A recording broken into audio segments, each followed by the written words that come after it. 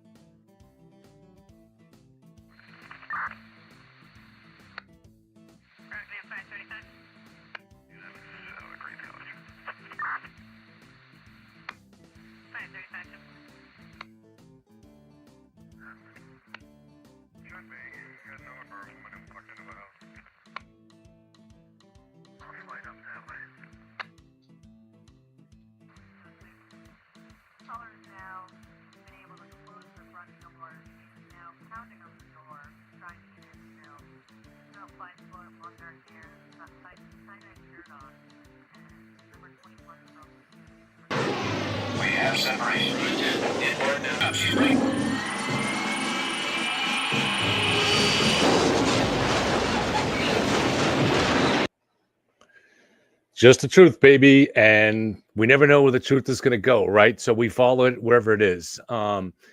So mysteries remain in the Karen Reed case. And going over research today, a mystery came back to me that I've looked at many times in the past, but with a fresh look today, it's even more mysterious, right? So this is, what did Lucky see? When did he see it? Now, we got a lot to go over tonight. And yes, I will show some clips from the trial. So you think about that as a time when you can grab a snack too and turn up the volume. I'll play it at a little higher speed. But it's important for us to see just what some of this testimony is. And it's not long. So it's basically, we're going to see a little bit of Lucky, and we're going to see a little bit of DPW Chief Trotta, who was only on for a total of about 10 minutes on the stand. And we're just going to play part of that anyways. But it's really, really interesting because stuff does remain fascinating here. And we're going to think through carefully about it, what exactly it even means, the possibilities. This is something, this is a big enough mystery that when you look at this, you're like, there's a potential wows in this, right? This is something that potentially needs to be brought to the attention of the new U.S. attorney that's taken Josh Levy's place. Now, we don't know, right? So before I go to that, I want to announce that tomorrow night, Joe helped set this up and other people had been asking for it. I'm going to be on the show. I think it's called DT, for Drunken Turkeys. Everybody seems to love this show. So I haven't really had time to watch very much of it, but I'm going to be on the show with him tomorrow. at 7 o'clock. And I will, once it is set up, once I see it set up on his end, I will post a link to it in my Twitter. So if you're not sure where to find it, just go to my Twitter. I'll link to it on the Facebook too. So maybe I'll do like a 2-minute show tomorrow. Just to Joe says it's called the DT Show. So this guy is former law enforcement, and I'm told he's very rational and logical and objective. So this is what we like, right? And I'm also told that his moderator was banned from this channel, and they gave me a name of a Heather. I went through the list very carefully and removed the only Heather that was on the list. I have no idea why she was banned, but unfortunately, the way this little thing is tricky, people get accidentally banned. And we don't do a lot of banning. You have to really just be starting shit and making everybody crazy. But sometimes you go and you put the cursor on you want to ban, and then you have to go up to these 3 dots and hit ban or put in 1 hour timeout as you may, or let's see, what are the options? It comes up. It's delete comment, put user in timeout, or ban user and delete their comments. So while you're that little step there, all of a sudden the chat shifts and you accidentally ban the wrong person. It sucks. I've done that a few times, so it's really, really difficult. I know Tom has often been wary of even touching the ban button for that reason. He doesn't want to accidentally ban someone they didn't intend to. I'm the same way. It's just kind of it's a buggy part of this program. So anyways, Heather, if I got the right Heather, I have let her back in. I'm sure it was an unintentional ban on that part. So I apologize, Heather. Whoever, I'm sure we'll see you tomorrow night. So we're going to go over today some new theories on the head wound. If I have time, I want to get to somebody had posted Dr. Russell has listed herself as available for expert testimony in other cases. So she's trying to make another career. Okay. We'll talk a little bit about Nathan, but I don't really want to go too much into that because I only want to talk about it in regards to it might be relative to this case, Nathan Reed. Other than that, it seems irrelevant. So we'll talk about it a little bit, though. We'll talk about the retooling again. Why would the defense team say they're retooling? Why would they say it? Why would they do it? Is it just normal shifting of strategy like we see with the prosecution? We'll talk a little bit about Josh Levy. I also want to say thank you to Eileen, who sent me a nice little card and a little... I'm too stupid. It took me a while to figure out how to do this, but you have to push it up and it turns into like a little plant exactly the kind of plant that I would like. I don't have to water it because it's made of paper. But she sent a nice note. Too dark in this room for me to read it, but thank you for being the voice of reason and stuff like that. But thank you. Appreciate the thought, Eileen. Appreciate it very much. And all right, so I'm going to begin where some of you might not want me to. TB Daily News. All right, so let me bring up this screen. This is an interview that Turtle Boy did with Lucky. And this is the stuff that he used to do where he would illegally wiretap people and then later on say he has a, quote, photographic memory, although it's audio. But everybody in his audience understood that he had illegally recorded. So he did an interview with Lucky. Now, just to back up a little bit of information on this too, this is where the mystery is too. So Lucky Lawford was the one who plowed Fairview, as anybody that's familiar with the case knows. And he was one of the few witnesses for the defense in the case. Lucky knows the Alberts very well. He went to school, same class with Chris Albert. He worked for 8 years as a pizza delivery guy for Chris Albert. So there's no bad blood or feuding between Lucky and the Alberts. He knew the house belonged to the Alberts because it had been part of the Albert family all the way back to when he was in high school. Very interestingly, Lucky, the state police did not interview Lucky Lawford until I think it was September of 2023. So they took a long time. Now, whatever the theory is that someone thinks happened at that house, and I think the evidence is pretty compelling, I would say beyond a reasonable doubt at this point, that the prosecution is correct. But even still, that means John was lying out there all night. And that should have, talking to the guy who plowed the street should have been a part of the investigation. Was this an oversight? Was it a little bit of sloppiness? Was there a mistake? Did they have bad information? Those are all possibilities. So I haven't gone back and rewatched Michael Proctor or Yuri Buchanan's testimony on what to see whether they talked about any efforts they may have made. I do remember there were articles going back a ways back that that the troopers said that they'd been told that only the main streets have been plowed, and that so that's why they didn't go looking for the plow driver, because they were under the false impression that Fairview had not been plowed, and that's very possible. There was also a stranger thing that supposedly they were told, but again, I don't know if this is true, but these are, some of this stuff came out in stories, but never is in a report that we can see, such as the charging documents, and it didn't come up in the trial. But supposedly the GPS on the trucks, they were told it was off or, malfunctioning and had been off for some days or weeks. And then, then again, it didn't come up in trial, but supposedly DPW Trotta, who we're going to see in a moment, he supposedly said, no, that's not true. It was working.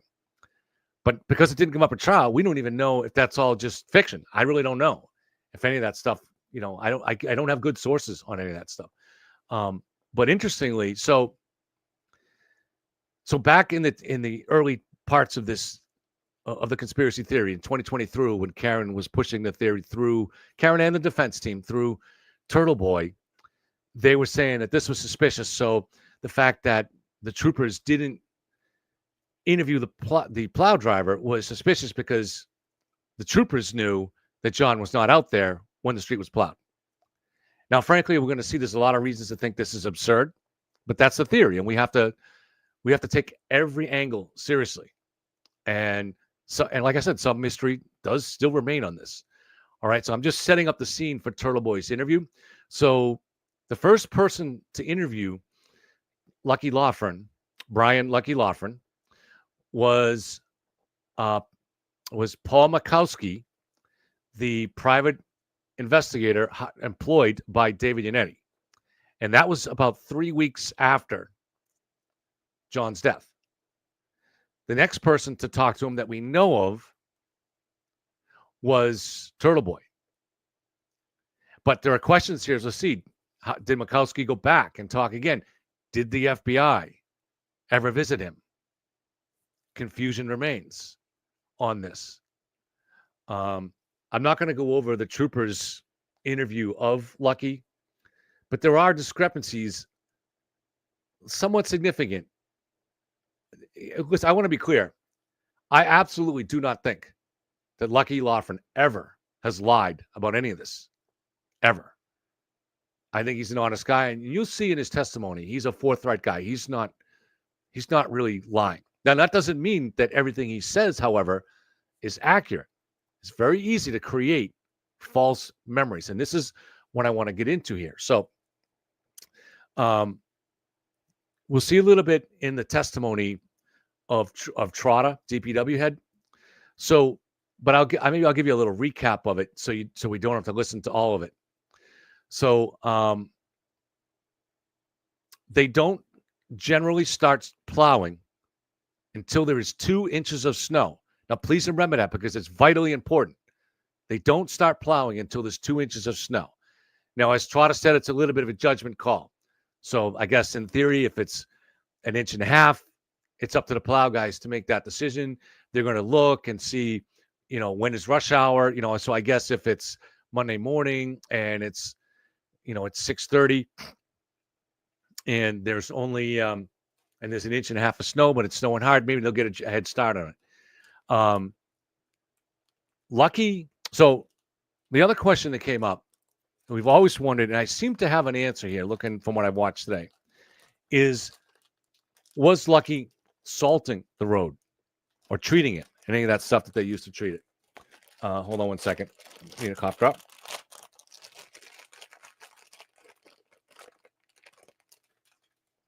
Live TV guys, they come with cough drops and things that become necessary when you get a frog in your throat. All right. So what Trotta testified is that it's a scheduled rollout of forces. At 11 o'clock come the guys that are assigned to do the road treatment, so the salting, sanding, whatever they use. Those guys were scheduled that night to come in at 11 o'clock. Then they go out. At 2 o'clock comes in the city plowers, and then at 3 o'clock comes in the private plowers employed by the city to basically clean up and help assist with the work. So Lucky reported it too. So that seems to be an indication that he was not sent out to treat the roads. Trotter implied that the type of vehicle that he was driving was a type of dump truck. So in theory, it could have had salt or something in it. However, as we see when we get to Lucky's testimony, Lucky says he goes down Fairview for the first time at about 2:30, 2:35, and he describes how he's pushing the snow. So I think it's pretty clear that Lucky was never treating that road or treating any roads that night. He was there strictly to plow. His testimony is that he first plowed at 2:30, and then he went by again at 3:30, and that's when he supposedly saw the SUV sitting parked there with the lights out. Then David Yannetti asked him, what was the last time that you plowed Fairview? Yannetti was taken by surprise because earlier testimony, Lucky had said 6:30 in an affidavit or something like that. And Lucky said, no, Lucky answered 5:30. Now, I remember when it happened, I was typing in furiously in the chat that Lally has to jump on this. If Lucky didn't see a body at 5:30, that shows he wasn't very good at seeing the bodies. Or unless the defense's theory is that they literally put John out while the plows were coming, and right after the plow came, minutes before John was discovered.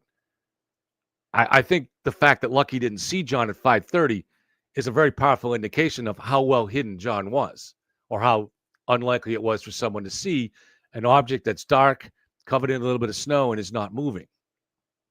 But Lally chose not to ask Lucky that question. Whether he didn't think of it or just for strategic reasons, I don't know.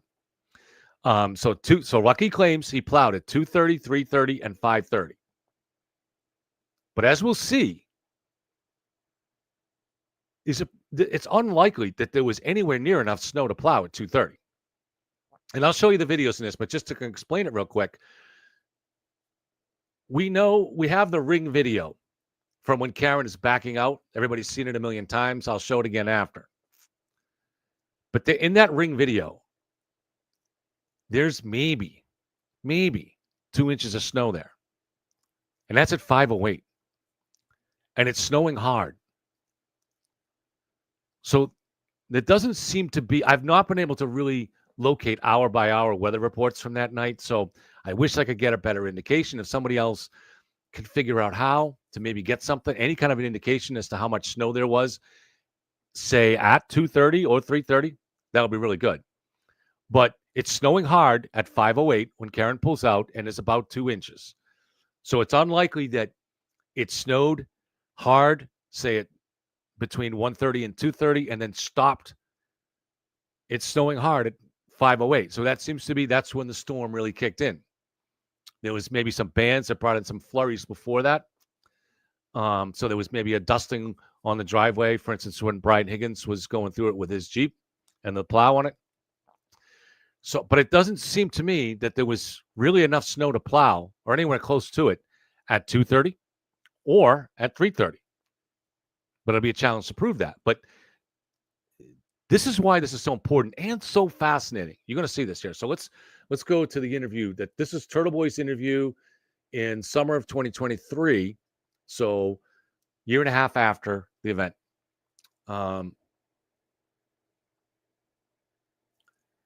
This is likely a transcript of an illegally recorded phone call. Turtle Boy says, did they say you couldn't speak with the police? Nope. They said as long as the police have ordered the testimony, I can speak, but it's got to be attached to a subpoena or a badge. I talked to the FBI once already and the private investigation twice. And as we'll see when Lucky's on the stand, he's pretty articulate. There are things he's very sharp about, and other things maybe he's a little different. So, but he comes across as pretty articulate on the stand. So Turtle Boy says Karen Reed's private investigators. All right, so again, let's go back to that. In fact, I'll highlight that. I talked to the FBI once already.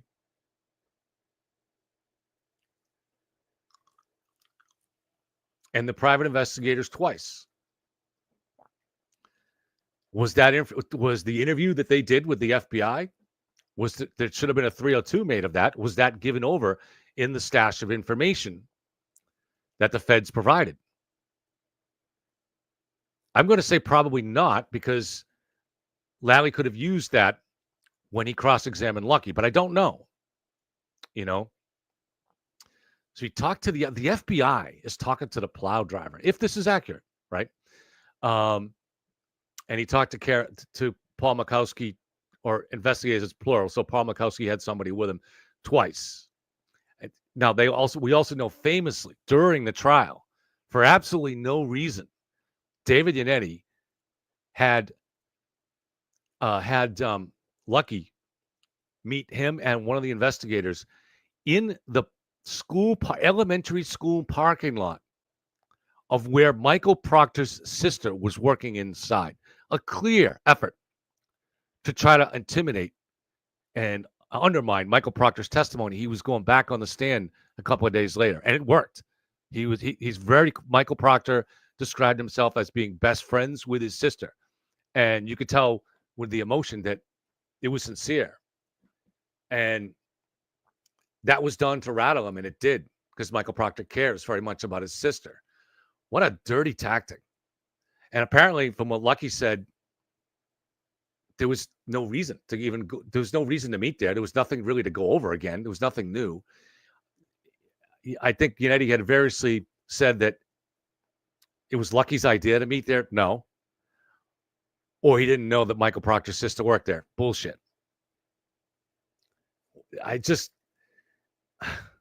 Unbelievable what goes on in this trial. Unbelievable. Anything goes. No rules. There's no ethical rules for this defense team. All right. Turtle Boy says, did you sign anything? Did you sign anything with the private investigators, like an affidavit? And he says no. Lucky says there was no affidavit, but they were given the route.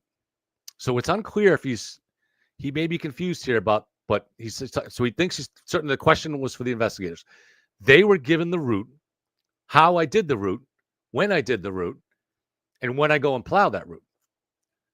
They took me to Fairview, and I showed them what I did from Dedham Street to Cedar Crest to Fairview. So presumably that's the private investigators and not the FBI that took them there. Did you tell them that when you went by the house, there was a body? He says, yes. What time did you go by? 2:33? Lucky says somewhere around then. Then he says this. The FBI says they have GPS at 2:30 going by that house. Now, it's like anything you're looking in these cases. It could be innocent, could be nothing burger, or it could be that bombshell. This has the potential to be a real bombshell. This is something that federal investigators of the potential wrongdoing by the U.S. Attorney's Office and the FBI need to pay attention to this. Now, this is Turtle Boy's transcript of this. So that doesn't mean it's accurate. And Lucky's memory could be, he could have been fooled here. For instance, it's possible that when he says the FBI, maybe he was thinking of the private investigators, right? But just think about this. The FBI says they have GPS at 2:30 going by that house. No, it couldn't be logically, because if the FBI had GPS that showed the plow going by at 2:30, that evidence would have come out through the TUI process last year in the federal tranche, because the feds were required, because of the Brady rights, to turn over any exculpatory evidence to the defense. They don't have a choice. They do not have a choice. Once they've been officially informed by the defense or by the prosecution, they now have to go and get all of the evidence they have and put it through the TUI process. It's not optional. They can't just say, I know like some people think, oh, we're not done with our investigation, so you're just going to have to wait. No. This defendant has Brady rights, which means she's entitled to any exculpatory evidence held by a branch of the government. She's entitled to it. All right. So if the FBI did indeed have GPS that showed that plow going by at 2:30, that doesn't prove Karen's innocent, but it is exculpatory in the sense that it shows that it would show that Lucky actually went by at 2:30 and didn't see John lying there. That would help them. That would tend to be exculpatory evidence. That would have been in that stash. And the defense absolutely would have used it. They did not. So I'm just going to say that logically, whoever told Lucky that the FBI has GPS, or anybody has GPS showing the truck goes by at 2:30, lied to him. And the question is why? All right. Now I'm not going to play it again, but there was a great clip that I played the other night for you guys from, it was either Better Call Saul or Breaking Bad, but the character's name is Mike Mike Aramart. And one of the great characters of all time. And he is a former cop who's now licensed as a private investigator, and he's working for drug dealers, basically. But he's one of the, quote, good guys, a guy that has a conscience. And one of the really bad guys is Eduardo Salamanca. Lalo is his nickname, one of the greatest bad guy characters in the history of TV and movie, I would say. And Lalo, so they want to take this, he wants to take Lalo out. Now, Lalo went into this place called Travel Mart or something like that. I think it's like a telegraph office kind of thing, and was trying to get information out of the clerk. And when the clerk wouldn't give it to him, he jumped over the barrier and killed the guy. So as part of the effort to get, and the police had no suspects. So as part of the effort to get Lalo off the street, Mike goes and visits a woman that works, a librarian, who was a witness but hadn't seen much there. But she had gone, and somebody with a mustache had said the place is closed or something like that. So that was Lalo, but they needed more evidence than that. So what Mike did was brought in a picture of the classic old car that Lalo drives and said, is this the car that you saw? And it was really well done, and it shows how she doesn't remember, but he convinces her that she does. And he convinces her to call the police and say she remembers that car specifically. And that's how Lalo was arrested and taken off the street. He never lies to her. You could never, if you had an audio there, you could never charge Mike with a crime.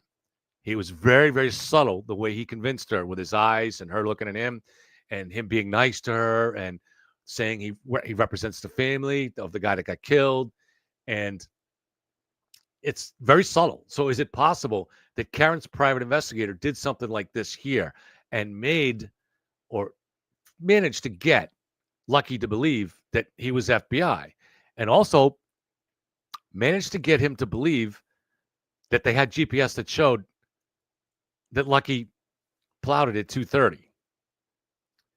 Because I just don't see how Lucky could have plowed it at 2:30. He could have got there. Lucky arrived at work at 2 and left at 2:15. As far as I can tell, there was just not enough snow out there to plow. So what did he do for those next couple hours? I don't know what the plow drivers do. You go maybe sit somewhere and have coffee, right? I don't know.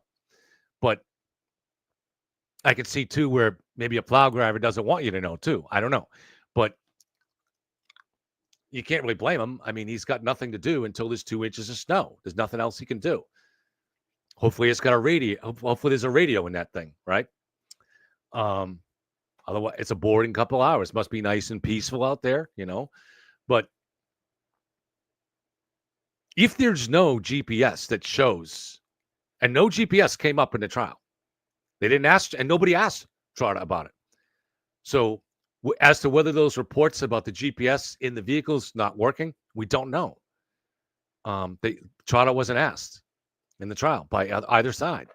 Why? They certainly know this was an issue. Why didn't they ask?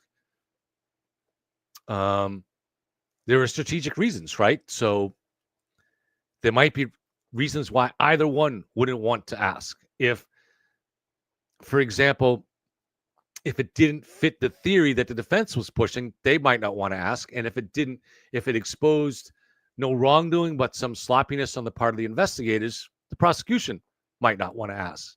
Because you need to trust not only that the investigators are not corrupt or planting evidence, you also have to trust that they're doing an effective job. So something like that might not, I don't know. There could be reasons where both sides didn't want to bring that up. But in any case, at this point, it's reasonable to say that there certainly, if there was GPS, it did not show Lucky's plow going there at 2:30. That doesn't mean he didn't plow there at 2:30, but it just means somebody was lying to Lucky. And that somebody was either Karen's investigators or the FBI. Now, it's not illegal for the FBI to lie to people like that, to try to get them to talk. But if the FBI is going to lie to Lucky Lawford about that, what the hell are they doing? They're certainly not acting like investigators trying to get to the truth. They're part of a team. They're part of a team, a corrupt team. If, again, I'm saying if, all right, if that's what happened. There's no innocent explanation for FBI agents saying that to Lucky if it's not true. And if it was true, that evidence, that we would have seen that evidence. So at this point, it's safe to say it's not true. And if the FBI did say that, there's something extremely fishy going on that needs to be investigated right away. Hopefully it is being investigated. But I said, there are a variety of possibilities here. All right. So what else did they say in the interview? The trucks have GPS in them and they were working. Lucky says yes. Because I think they've said the truck's GPS were not working. I just know that the trucks all have GPS in them. So basically, Lucky doesn't know whether they're working or not. When did you last speak to the FBI? About a week after my wife passed. And I'm sorry if, I don't know if Brian listens to this show. Lucky probably doesn't. But again, I apologize for the passing. I mean, my condolences for the passing of your wife. I think this was maybe in 2023, spring of 23 when that happened. I'm not sure, Lucky. But again, my heart goes out to you, and I am condolences for that. Turtle Boy says, I'm sorry about your wife, by the way. He says, I appreciate that. Did you happen to see any cars parked in front of the house? There was one.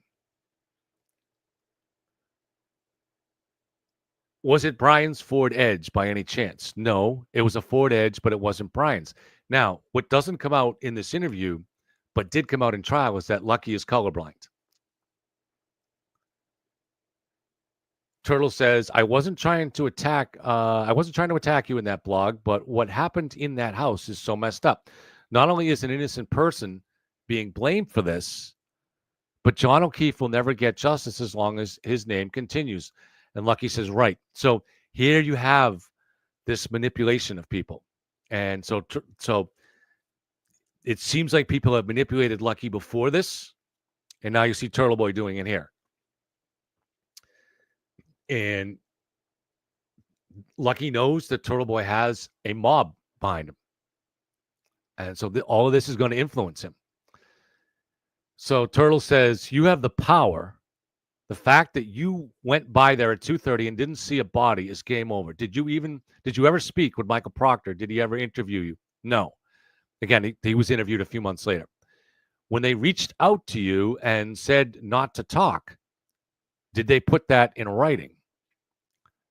And he said, yes, but we don't know who reached out to him and said that. And I don't think it was the state police. Again, this is why these things can be confusing. Do you have a copy of that email? I do not. That was printed out and placed at our break room tables. So nobody, so the they is not, all right. The they is the DPW bosses who just basically put out a word that people don't talk to anybody unless it's an official investigator. Basically, don't talk to Turtle Boy, I think is what they were trying to say. And didn't work in this case. And it said don't speak with Turtle Boy specifically. What it said was if Turtle Boy or someone from Turtle Boy comes to us on the road, we are to give you our names, and the comment is to be no comment. If you come and ask, we can give you our names, but the only thing we can say is no comment. So that obviously didn't work here. So again,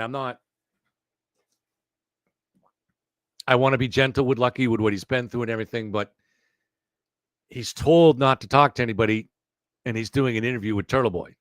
It's very powerful, whoever you are, to want to be a hero. And at this point, that's the story that was pushed on the public. And this is the problem in every case that I've looked at that's high profile, going back to Lizzie Borden. There's this enormous temptation to want to play some small part in the narrative. And people, not by everybody, but by a lot of the people that come forward. Everybody wants to be a hero in their own life, right? Are you cooperating with Karen Reed's lawyers? I have not met them. I have only met with the private investigators in the FBI. If they reached out to you, would you talk to them? I would have to be. I appreciate your time. Not a problem. Thank you. You're welcome. All right. So, and I see that Detroit is up 7-0 over Washington. And that was a very good game. Thank you, Zigzag. That was a very good game before that with Kansas City and Houston. It should have been closer. Unfortunately, bad decision to go for it on 4th and 10, a missed field goal, two missed field goals, or one blocked and one missed extra point, and the game wasn't as close as it should have been. Also, some questionable calls that went Kansas City's way. All right. Let's bring in Deputy Trotter.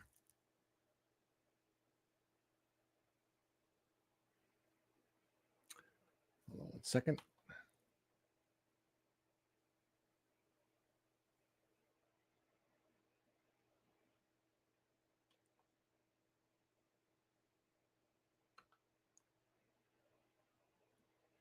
Let's see. Trotter was day 18, I believe. Yeah. All right. So Trotter testified on the 18th day in this trial, so relatively late. Make sure the volume's up. All right. Michael Trotta, TROTTA. And where do you live, sir? Sharon, Mass. How long have you lived in Sharon? Long in Sharon since 82. And what do you do for work, sir? I am the superintendent of public works for the town of Canton And how long have you held that position as superintendent of public works? since 2003. And did you work for the town of Canton prior to 2003? No. Just speeding Now- this up a little. With regard to being a superintendent of public works, can you describe to the jury sort of what are your duties and responsibilities when it comes to that work? Typical management duties of staffing, controlling, directing, working on the budget, working on scheduling, long-term scheduling, 5 to 10 years, capital planning, overall operations, the day-to-day operations, what it takes to maintain a water system, a sewer system, the road system. Now, with reference to, if I could turn your attention back to late January, early February of 2022. At some point in early February, were you contacted by a trooper in regards to a blizzard that had happened the week before? Yes. And do you recall who that trooper was or how they contacted you? I believe it was Michael Porter, and I believe the contact was by phone. Now, with reference to that trooper, is that someone that you knew or you had spoken to before in any way? No. And prior to that day, did you know John O'Keefe or Karen Reed or anybody? No. And as far as anybody within an Albert family within the town of Canton, were you familiar with them? Did you know them at the time? No. Now, when you were contacted in that early February of 2022, with regard to the blizzard the week before, what if anything, was the trooper asking you? What kind of information were they looking for? He wanted to know what the procedure was when we prepare and staff a snowstorm. And if you could explain to the jury sort of what is the procedure or what, at that time, what was the procedure and what was sort of the makeup of what Canton DPW would do with regard to the snowstorm?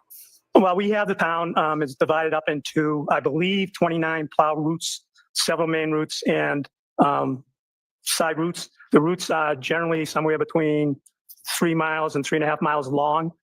And we have 30, I think back then we had 39 pieces of our own and probably 30 something private plow trucks.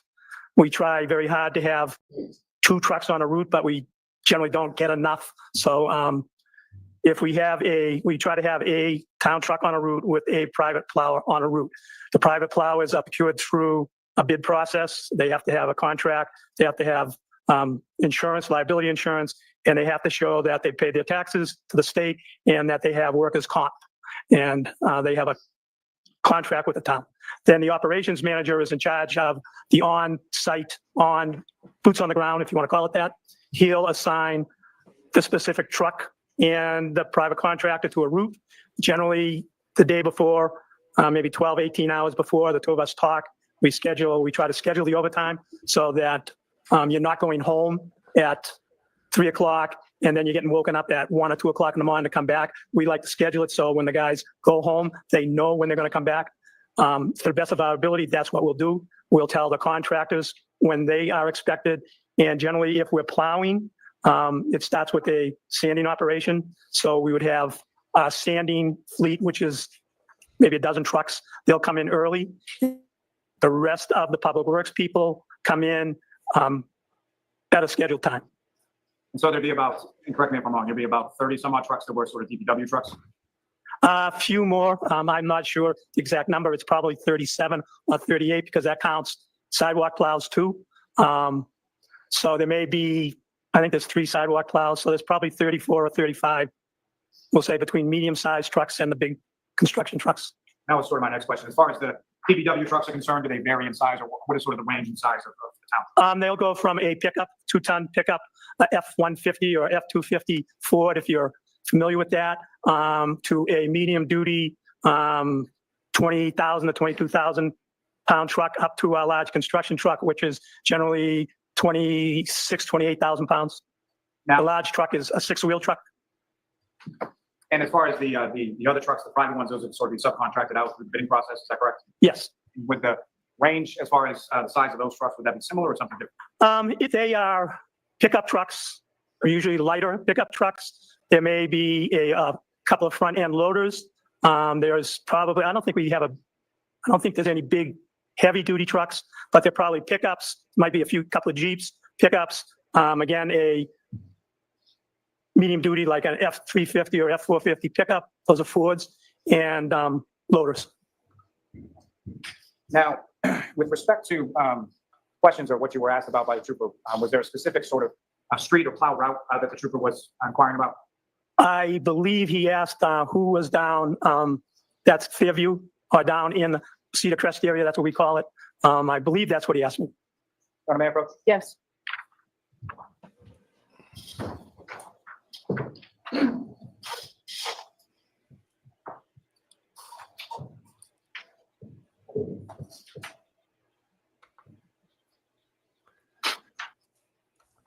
All right. I don't know if anybody else is having trouble, Jen. I don't have any trouble understanding when it's sped up. And it's hard to want to go through 20 minutes of this hearing. It's easier to want to go through 10 or 15 minutes. So this was at 1.5 times speed. So I don't know. We don't have to go through it, but in any case, there's no discussion of the GPS. And I went through both DPW Trotter, both the questioning from both sides. So if you want, we can go to Lucky's testimony. I don't know, but if I can't play it at fast speed, it might not be worth it because it just takes too long.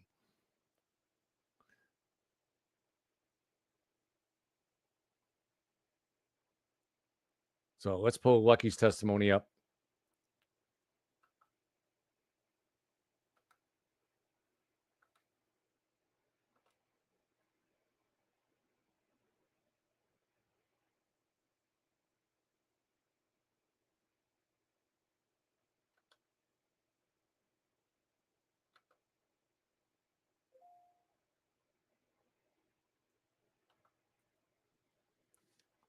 I wanted to show you two on this. I think there's a shot on this. We'll bring up the 508. I thought it was in this.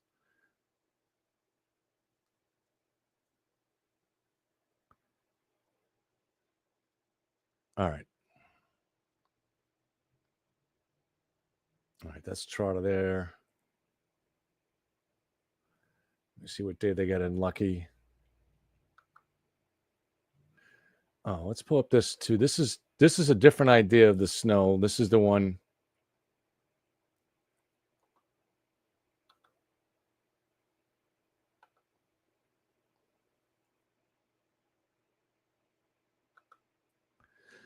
So this is actually at 8:22. So there's now been several inches of snow by this point because it's been snowing hard at this time. So that doesn't give us the full. Let me see if let me get the.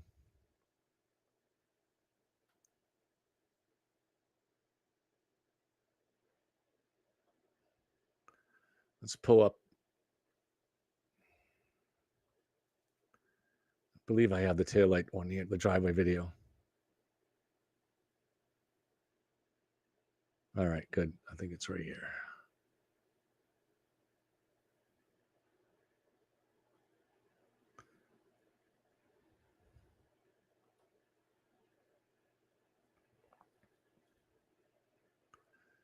All right, let me get a different one up that has.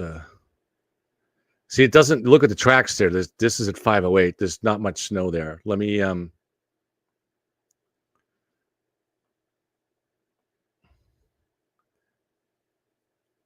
pull up the bigger one.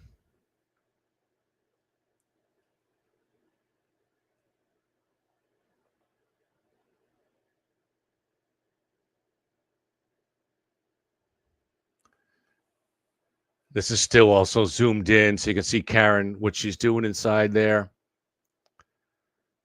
Is she hitting the button that would stop her from automatically braking because there's an object behind her? But how much snow is here? This is zoomed in.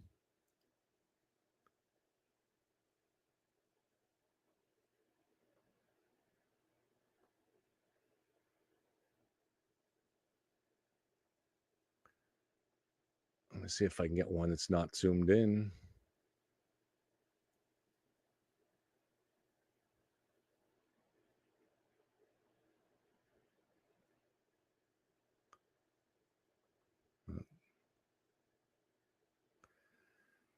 Yeah, so I don't have handy. Sorry, I should have set this up. I don't have handy the one that shows the overall video. But if you go back, even you can still tell from here, this is not more than 2 inches of snow. So you can see it's snowing hard. I apologize, I don't have the full video handy.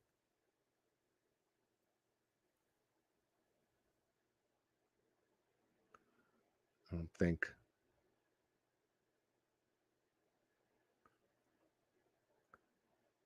Try from this one too, but I don't think this one's going to be any better because I had made a bunch of videos and used some hillbilly. Oh, so here's here. So look at how hard. So first notice, look how hard it's snowing. All right, it's snowing hard. Look at John's Traverse, which hasn't moved. It doesn't have more than 2 inches of snow on it. And you can look at the driveway.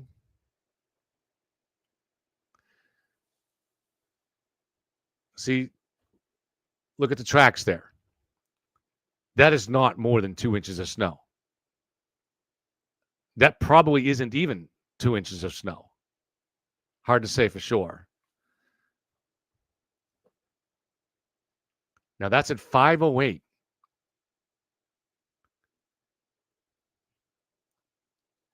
See, we'll freeze it there too. There is not a lot of snow there yet. But there's probably just about enough that Lucky, who's been waiting 3 hours basically to start plowing, where he finally says, all right, I better get on this. This is probably about when he starts plowing.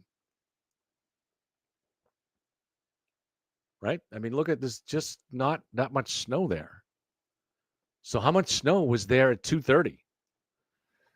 How much snow was there at 3:30?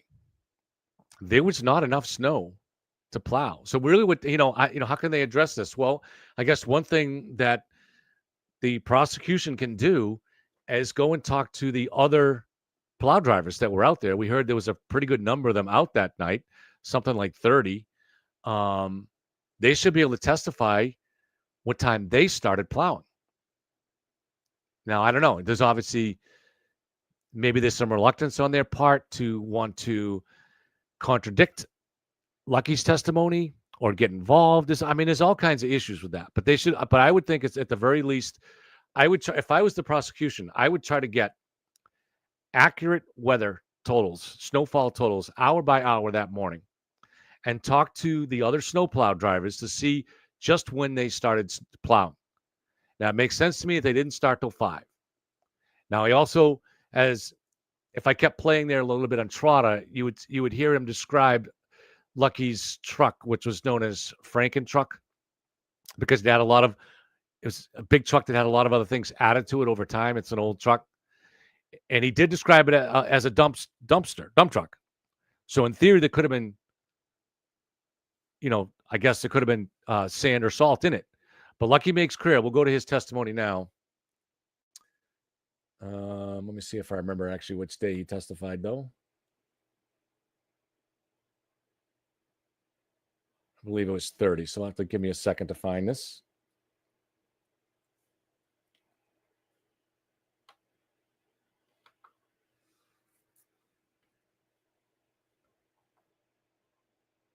How are the Celtics doing, guys?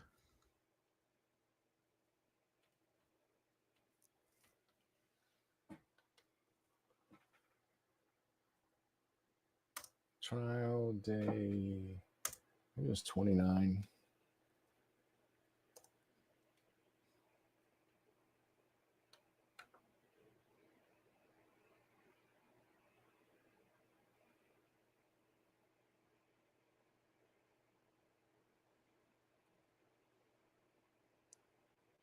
Yeah, I got it. Okay. Hold on one second. I have found it. So Lucky testified on day 29 of the trial.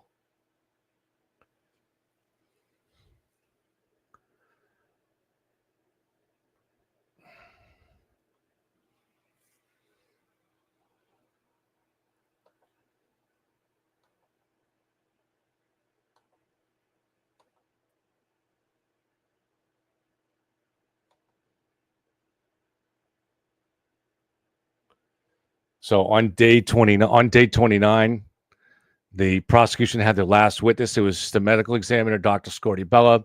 Then the defense filed a motion to dismiss the case, which was rejected.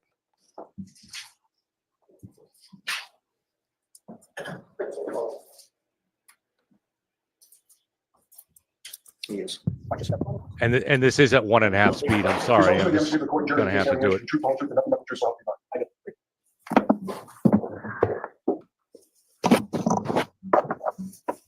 Can I proceed, Your Honor? Yes. Good morning, sir. In a good loud voice, would you state your name and spell your last name? Sure, it's Brian Loughran. It's Loughran. And where are you from, Mr. sir? Lockman, I'm going to ask you to keep your voice up as loud as you can, sir. Sorry, That's okay. Maybe put your mouth as close to the mic as you can. Where did you grow up, sir? Canton, Mass. Is that where you live? Yes, How long have you lived there? well, 35, 36 years. And did you go to Canton Public Schools? Yes, Now, in the course of living in Canton, were you familiar with the Albert family? yes, Which members of the Albert family were you familiar with? all of them. And when you say all of them, can you name the ones that you were familiar with? I was familiar with Brian, Brian Albert? Chris Albert, Brendan Albert, Kevin Albert, and I believe Kathy Albert is the sister, but I'm not 100% sure on her first name. Okay, those are the siblings that you had contact with and were familiar with? Yes, Did you know some better than others? yes, Whom did you know the best? Chris Albert. What is the age difference between you and Chris Albert? I believe we're the same age. Did you graduate high school with him? He went to a different high school, but yes, Graduated at the same time. correct. And with regard to your familiarity with Chris Albert, can you explain to the jury how you became familiar with him and what your relationship with him has been? I went to school with him, elementary school. We went to middle school. Then he transferred to a Catholic school. Then later in years, I began to work for Chris for D&E Pizza, delivering pizzas. Okay. And approximately what ages were you when you were delivering pizzas for D&E Pizza and Chris Albert? I was 25, 26 years old, And how many years did you deliver pizzas for him? up until I got married, 35, So several years. 8 years. 8 years. Okay. And with regard to your interactions or knowledge of Kevin Albert, can you describe that? Kevin Albert would be through D&E Pizza if he came in, through the police department, would see him on details. All right. And were you friendly with him? Yes, With regard to Brian Albert, could you describe your interactions or your relationship with him? again, through D&E Pizzas, delivering pizzas to his house. Cordial, polite, would say hello. So you're friendly with the Albert family. Correct. Now, back in January of 2022, where were you working? I was working for the town of Canton. In what department? I was working in the sewer department. Is that also called the water department? Yes, water and sewer are combined.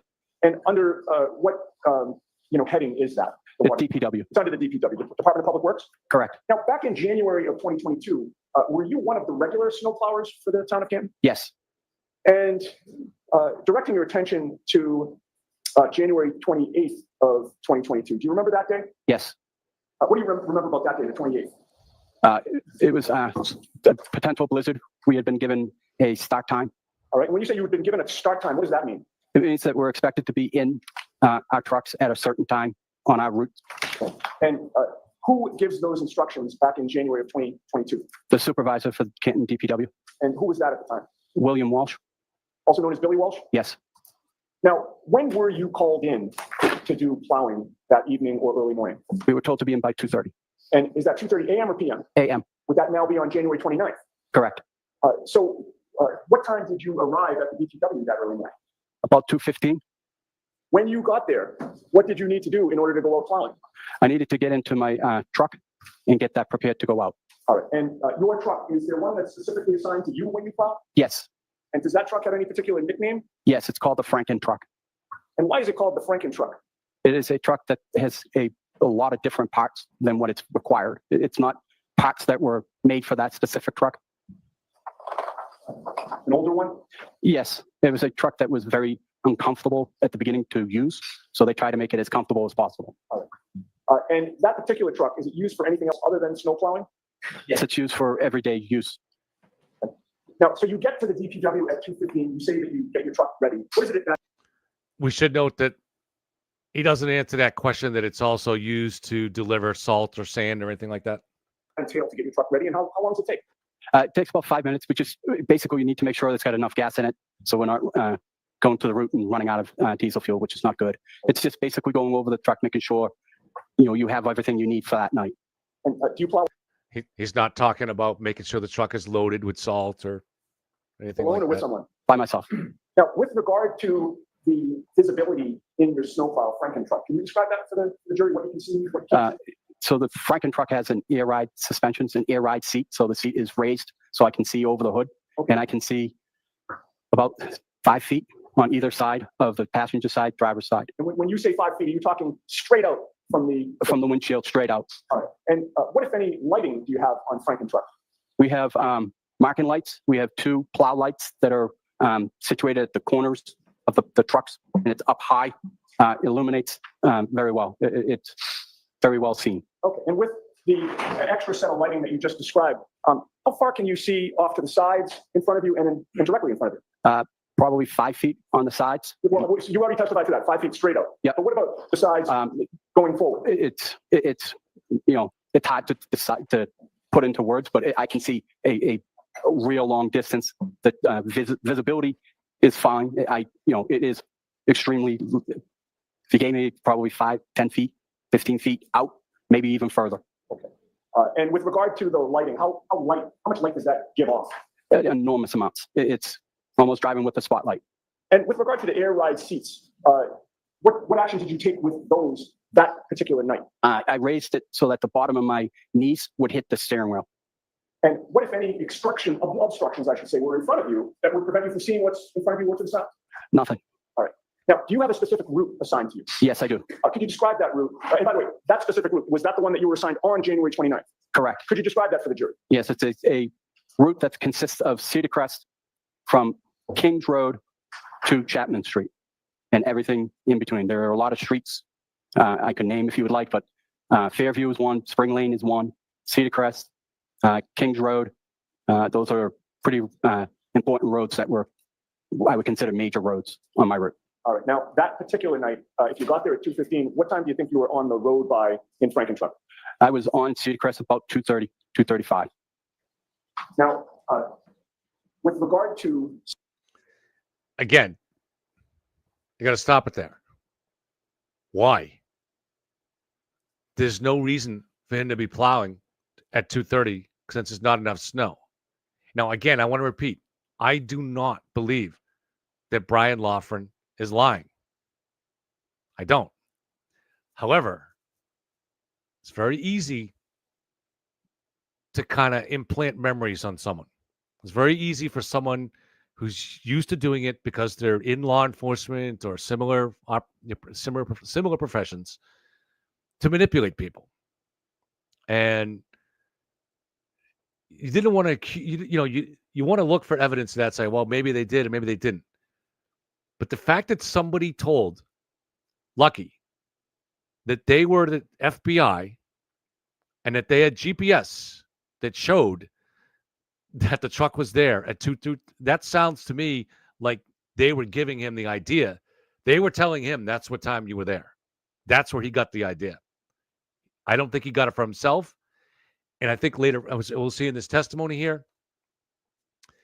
Also, one of the things that I didn't play in Trotta's testimony, he described how they have their guys plow the street. And they're taught to make a center lane.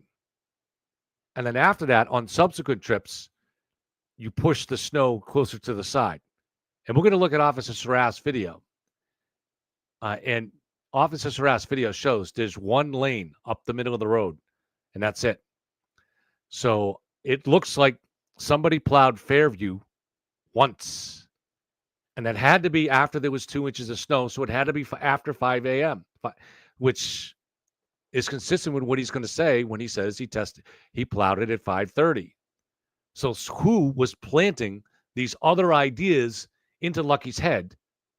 Why were they planting them? We kind of know why, but the main question is who? And what else did they plant? Were they the ones that told him that he saw a Ford? Did he say, I saw an SUV when I plowed the street? And then they planted the idea in him that he also plowed at 2:30 and 3:30 and just kept manipulating him. This is why I said a month ago, Lucky could be the key critical witness for the prosecution. Because he testified that he saw an SUV parked at the same location as that John was found and that the lights were out. And this is why it's so important, because if the new vehicle data from the chip-off, big if it does show that Karen returned to the scene of the crime, as the prosecution argues it does. They already argued in the first trial based on cell tower data, but that really only showed her going in that direction. They weren't able to prove that she went all the way back to Fairview. But the other thing they would have to prove is that she saw John, because in theory, she could have just drove down Fairview and didn't see him, right? Now, we do have the fact that Kerry and Jen were very, made a big impression on them, the fact that they couldn't see John buried in the snow, but Karen could see him. But that, again, that's not, is that proof beyond a reasonable doubt? No, but you stitch all this together, if we can learn that Lucky only plowed at 5:30, and he did see an SUV there sitting parked right where John was with the lights out, that's consciousness of guilt.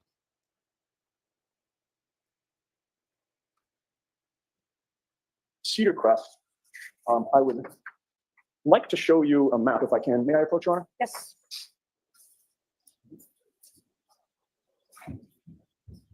I've handed you a document. If you could just review that to yourself and then look up at me when you're done. Do you recognize what's depicted on that? Yes, What is it? it is my plow route and consisting of streets that I plow. All right. And to be fair, that's a portion of your plow route, right? Correct. There are other areas of the city that you plow? This actually depicts my actual physical route. Oh, okay, great. And that's a fair and accurate representation of the streets as they existed back in January of 2022? Yes. I would offer that, Your Honor. Any objections, Mr. Lally? No, Your Honor. Thank you. And can I have permission to publish before the hearing? Sure.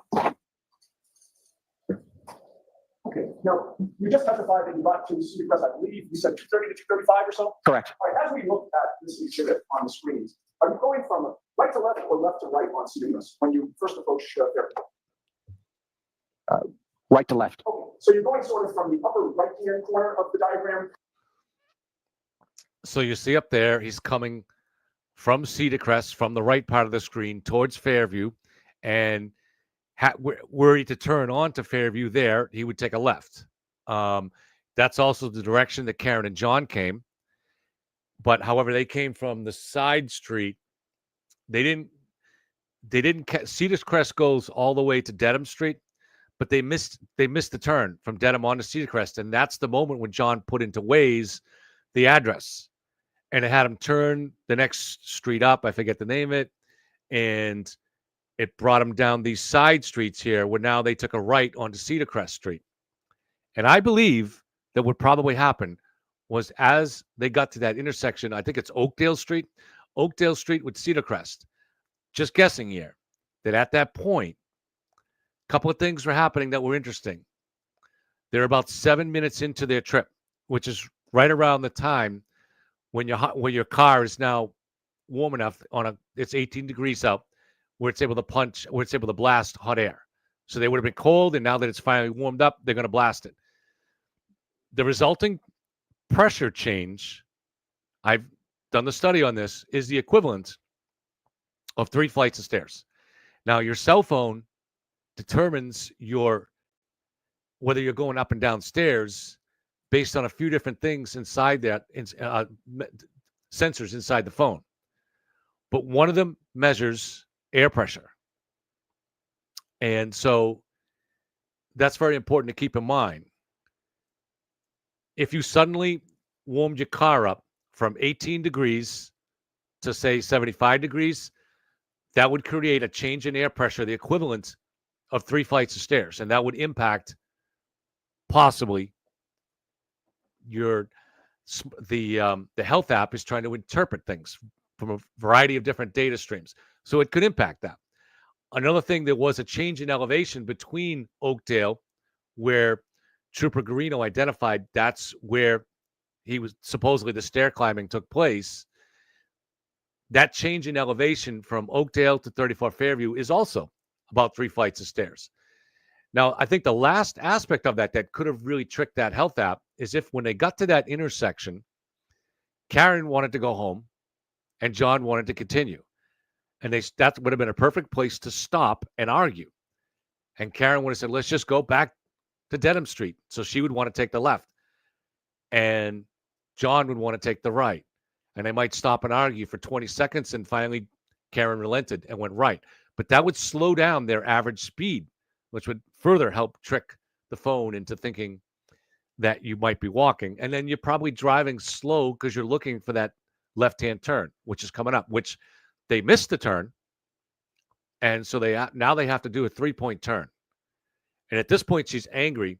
So she punches the gas in that 3-point turn. And that's why it creates the triggering of an event within the vehicle data. So in the entire time that Karen owned the vehicle, there were only 2 triggered events where she did something that caused the data to say there's something going on here. Let's make a record. The first one was this 3-point turn. And then 8 minutes and 4 seconds later, as she's now pulled down to Fairview, she, in front of the house, she pulls forward for a few seconds and then suddenly stops, puts it in reverse, and slams the gas. And that, again, triggers the creation of an event. So those are the only 2 events in her phone. So this is trying to put time in place here. Down Cedar Crest toward Fairview. Is that accurate? Yes. You take the laser pointer and just confirm that route for the jury? That's okay. You see that's Fairview Road? Are you able to read that right? I'm not, to be honest with you. I'm sorry. Do you still have that map in front of you?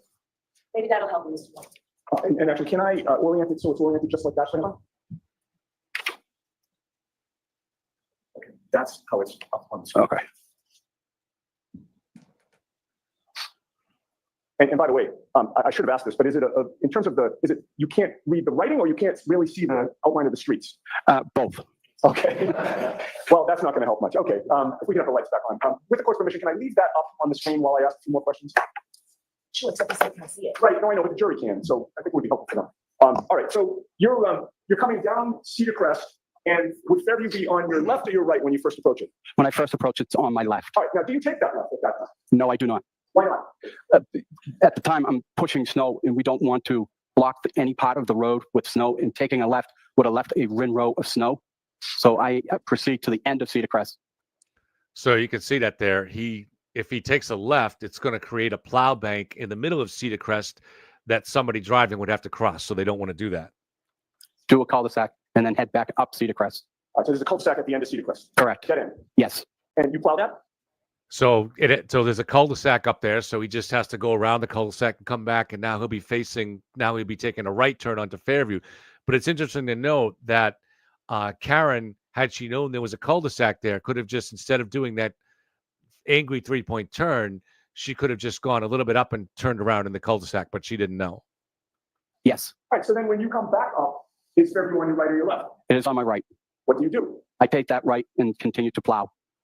Now, are you familiar with the... All right, so I want to so there you have it right there. This is at 2:35, his estimation, that he is plowing. He says it right there. So there's no chance that he is treating this road with salt, sand, or anything like that. He's plowing. I don't know what he's plowing because it doesn't seem to be any snow at this time. The Albert residence on Fairview Road. Yes. How did you become familiar with that? Growing up in Canton, I knew where they lived. Can I have exhibit 66 displayed with the court's permission? Yes.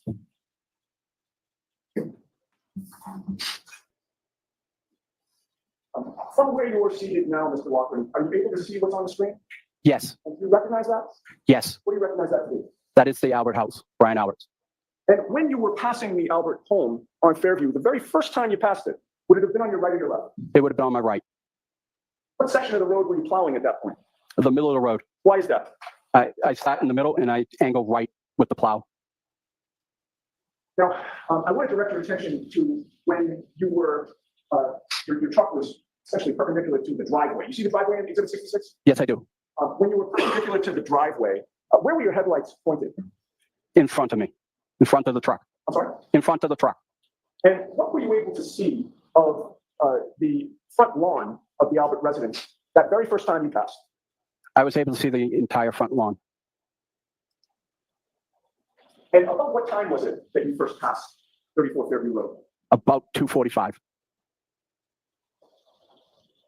Now, as you continued along past the driveway, did you continue to have all of those headlights on in front of you? Yes. And as you continued along, what were you able to see of that front lawn? How much of it? A very large portion, almost to the front steps. And now, when you were plowing, Where is your attention focused, sir? My attention's focused in front of me and then to the sides. Why would your attention be focused to the sides? I am trying to be aware of any side traffic, any pedestrians, and God forbid, any animals. And when you were passing the Albert residence, as you pass every home, what attention do you pay to the sides of the road and the lawns that are adjacent to the road? I'm, again, making sure that there are no animals, no pedestrians, and making sure no one's coming out of their driveways, not expecting to see me. And with regard to Exhibit 66, do you see the flagpole there? Yes, Is that something you had seen previously? yes. And when you made that first pass by that residence at 2:45 in the morning, sir, with your headlights on, what, if anything, did you see on the front lawn in the area of the flagpole? I saw nothing.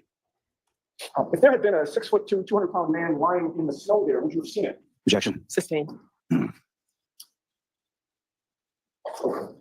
Now, once you pass the residence, where do you go? I go to the end of Fairview. And what street does that intersect with? That intersects with Chapman Street. We have the previous, put that up with the court's permission. Sure.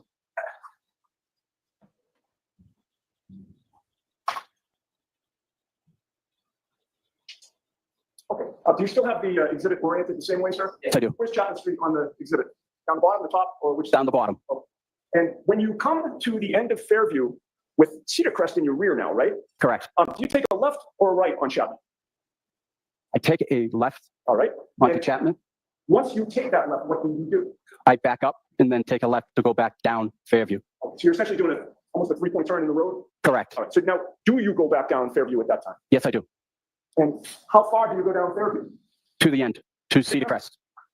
Now, at this point in time, you would also pass the Albert residence, correct? Correct. Would it be on your right or your left? On my left. Were you looking to the right and the left as you were coming down? Yes.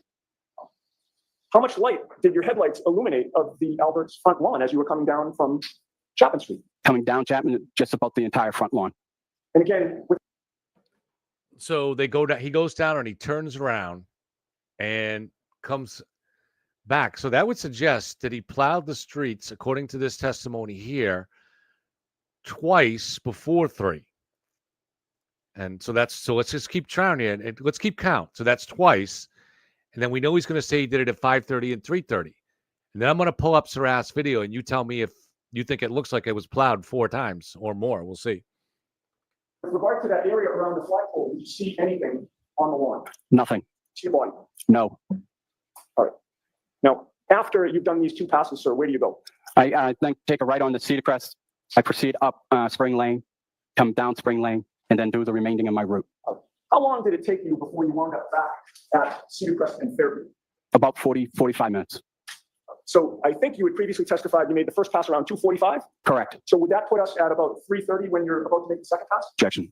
Sustained, ask it to. Sure, I'm sorry. What time was it, your best estimate in terms of when you would have approached Fairview and Cedar Crest again? 3:15 to 3:30. Now, when you approach that intersection again, are you,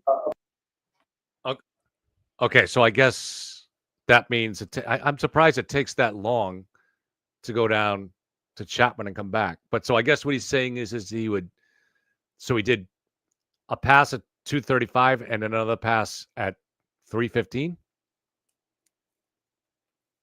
approaching it such that Fairview would be on your left or your right this time?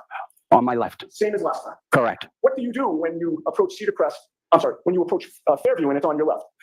At that point, I have an option. I can go to the end of Cedar Crest, or I can turn around at a street, depending on how much snow I have on Fairview.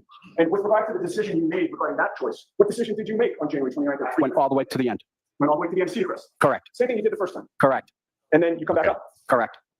Is Fairview on your right or your left at that time? It would be on my right. And did you take that right? Yes, I did. What, if anything, unusual did you see at that point? At that point, I saw a Ford Edge on the side of the road. Okay, so here we go. So he does this. So he makes 2 passes and then a third pass, and it's on the third pass that he sees the Ford Edge. And then we know that he'll testify that he makes a pass at 5:30. And again, we're going to look at Sarah's video and see if it looks like he made 4 passes on that street. Where was it parked on the side of the road? In front of the Albert's house, Where in front of the Albert's house? by the flagpole. You also have to think this too. So in the imagination of the defense team, this is either the SUV carrying John out there to deposit him, or another version is it's the SUV blocking that spot, so the real killers can carry him out from the cellar and deposit him there on a lawn.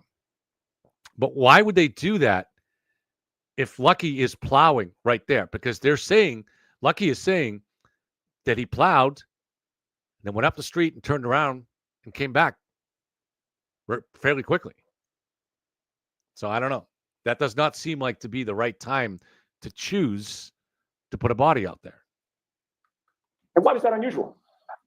The Alberts never had cars that were parked out front, and if it just stuck out as weird.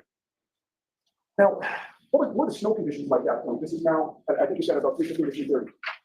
It's starting to accumulate a lot quicker than what it was previous.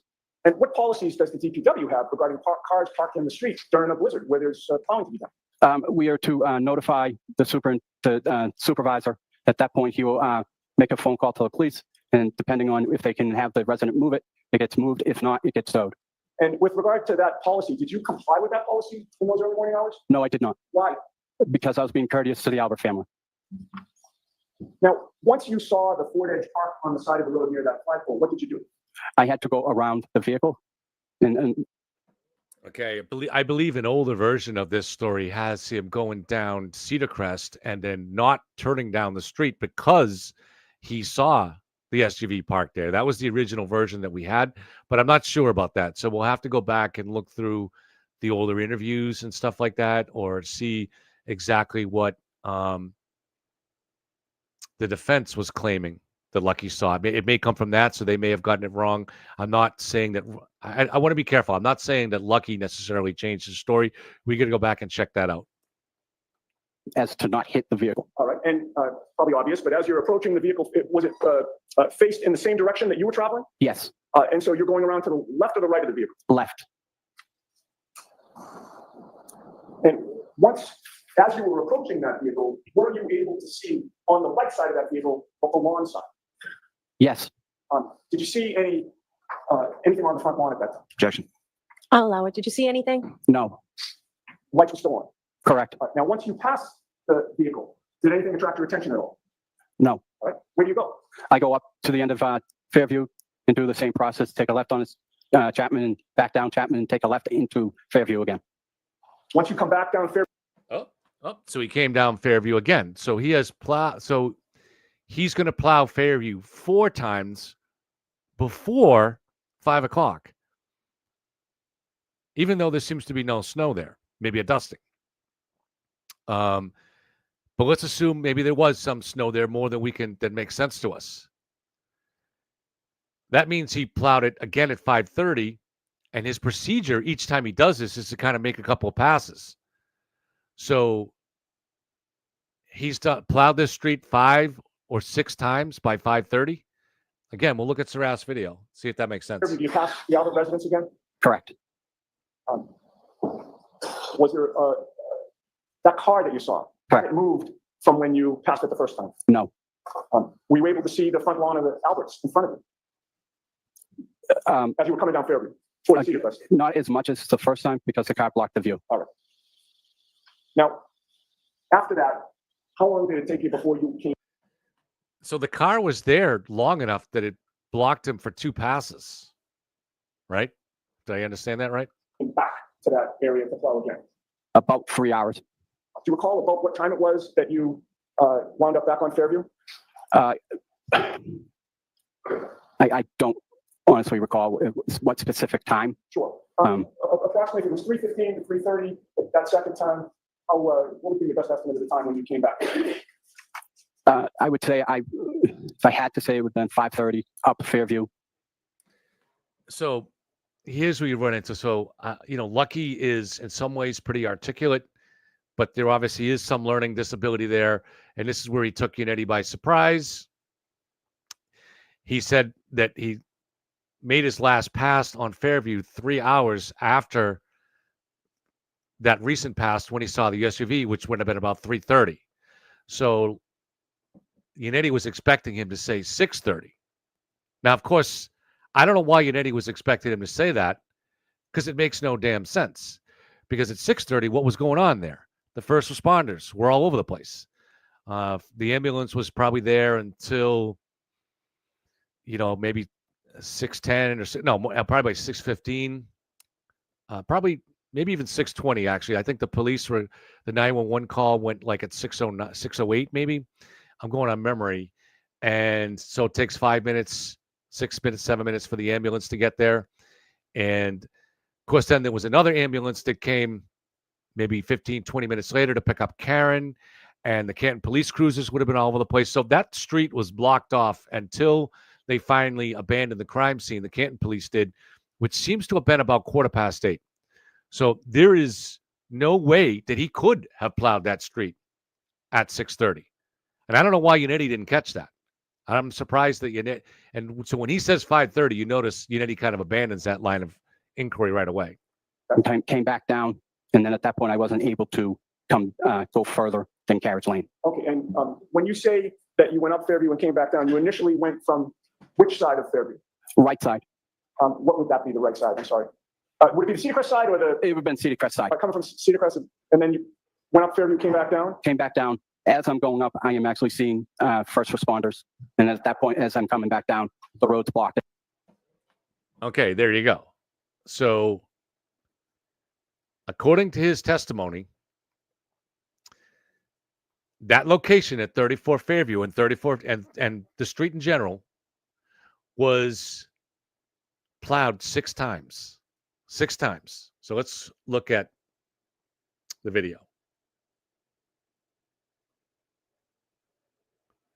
of Saraf.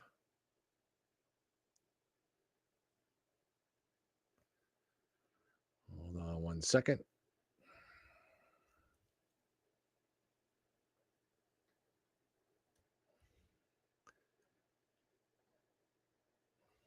All right, here we are.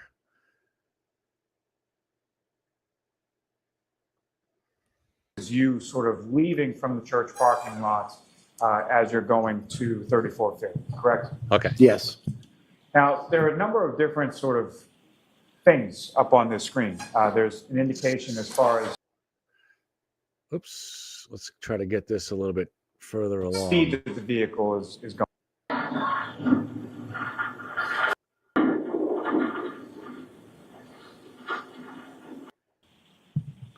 All right, so let's go back a little bit further. All right, so here's Fairview. Right about now, I believe I put the spotlight on. Thank you, sir. Let's back that up again. Anything like that you're aware of? The pause button is not really. Let me see. All right.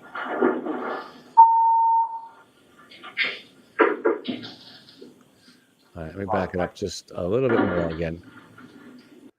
All right, so here's Fairview. I'm going to try to stop it if we can see a good spot of the road.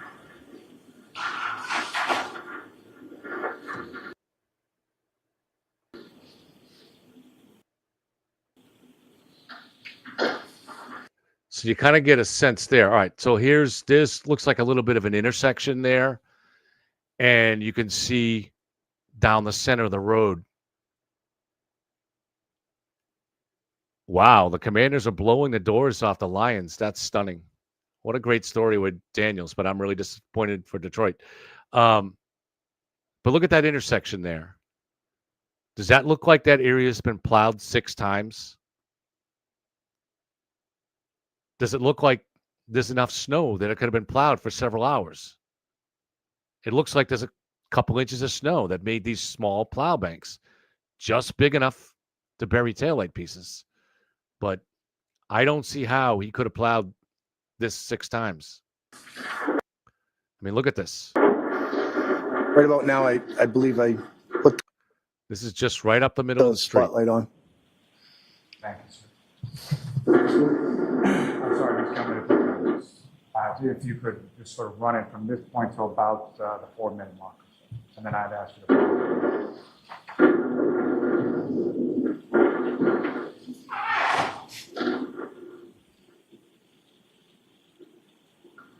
Right there.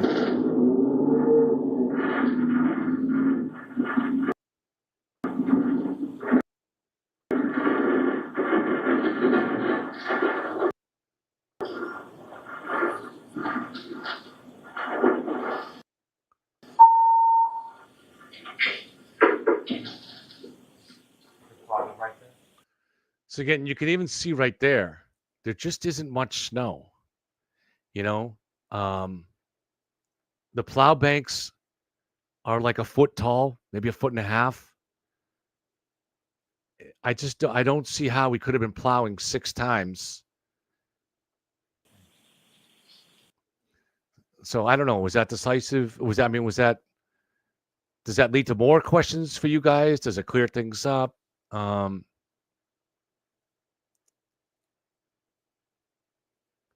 I just, again, for all kinds of reasons, it doesn't seem to have been anywhere near enough snow to be plowing at 2:30 and at 3:30 and making all those passes. And the street to me doesn't look like it was plowed that many times. It looks like he did, as he describes, he went up and down a couple of times right at this time. And the area that they cover is not very far either.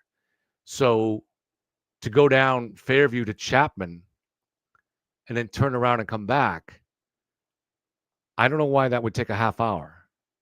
It seems to me it would take 5-10 minutes. So I don't know. All right, let's pull off that. All right, guys. So I think that's probably enough for the videos for today. Oh, I have one more I want to talk to you guys about. This is interesting. Let me pull this up. This is somebody on Twitter had done an accident recreation. Let's see which channel it's I think this is Phil Debunks Karen was his name of his channel. Yeah, this is it. Let me pull this up for you guys.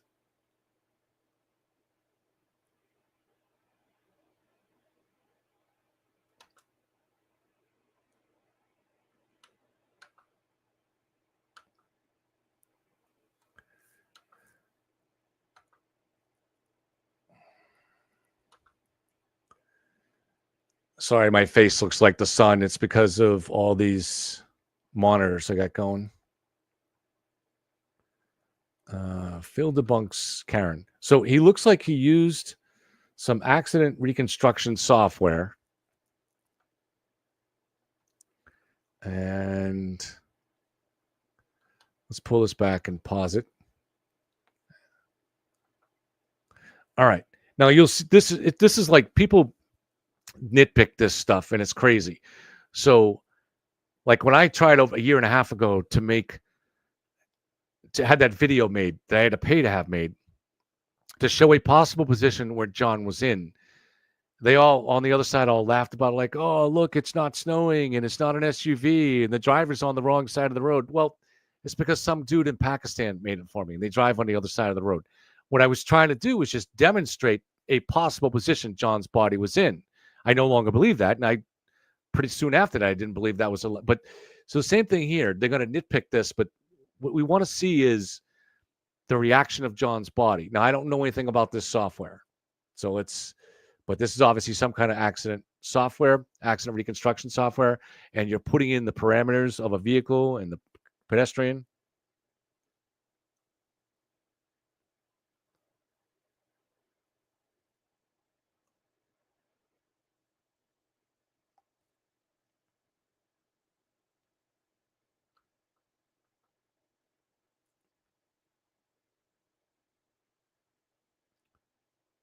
So I don't know what you guys think about that. Let me rewind it a little bit. So they have the vehicle brake so that the vehicle comes to a stop before John did. That's not actually accurate, but that's, again, we should nitpick these things. From the vehicle data, we don't actually have any idea when Karen braked. For all we know, she could have drove home all the way in reverse. Now, we know practically she didn't, but the vehicle data only takes a snapshot of 5 seconds before and 5 seconds after the trigger. So what Trooper Paul described as the telltale signs of a pedestrian strike happens 4 seconds after the trigger. So there's actually only one more second of data after that trigger. And at the end of that data piece that's created, she still has not hit the brakes. So presumably she hit him a second or two after that. But so she definitely didn't stop any time before where John landed. But again, that's nitpicking. And that's not the purpose of the video. I can try to slow this down if I can, but it happens so. Let me see if there's. I don't know if there's a speed control on this. Let's see. Playback speed. All right. All right. So let's see how this looks in slower motion. Let's pull it back a little bit.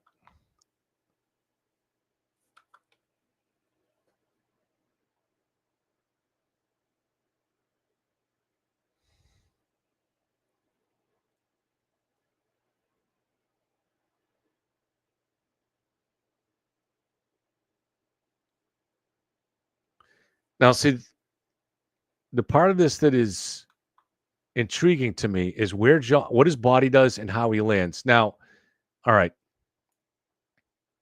Yeah, now that I see this a little bit better now, he has the vehicle striking John in the leg, and that didn't happen. So it's really hard to tell if if there's any accuracy to this at all or anything interesting about it, because the vehicle there's a contusion in the right knee, but the way it looks in this video here, it actually has enough to have struck him fully in the knee and be part of where the body took the blow. And that's definitely not going to be the case. So, but what was interesting to me, was it possible that John, if he was struck so that he went down to the ground and still from the force from the vehicle rolled a number of feet? If that happened, is it possible that his head struck the curb and then he continued to roll? That I'm just throwing this out there as a possibility for you guys to consider. I have no idea. I guess I would lean away from that at this particular time, but it's interesting to say. If you see here, it's got him hitting him in the leg there, which really makes no sense. But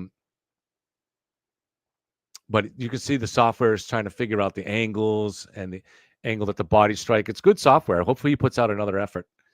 And but the body rolls pretty good. So, because the state's theory, or Trooper Paul's theory, is that he was hitting the arm, and we learned a little bit more from this from Prosecutor Brennan when he was in the Daubert hearing recently, that he put his arm up in a defensive position, and that somehow.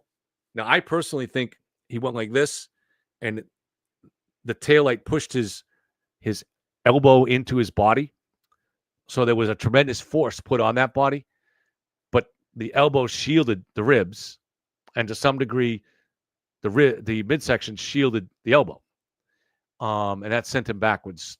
I think Trooper Paul estimated about 15 feet. And could the force from that, with his head striking the frozen ground, could that do it? Now, he also has this at 9 meters. That's way too much. That's way too much. So, all right. Let's pull that out. Let me see if I can find. So somebody also had posted, Dr. Russell had, unless this was fake, you never know with the internet, right? She had put up, see if I can find this. Seems to have some kind of an ad, not an ad, that's not the right thing, a listing somewhere that she's available. I don't think I'm going to be able to find this. I don't know if you guys have that. You can send it to me. But there was something that she was interested in getting more work testifying. I'm looking just quick through my save files to see if I can find this.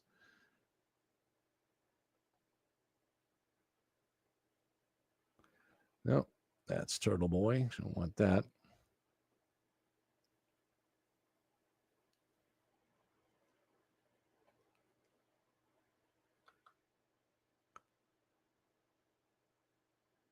Yeah, I don't see it. So I don't think I'm able to find that. So And again, you have to be careful with anything on the internet because there's always a chance that it's going to be fake. So just looking real quick.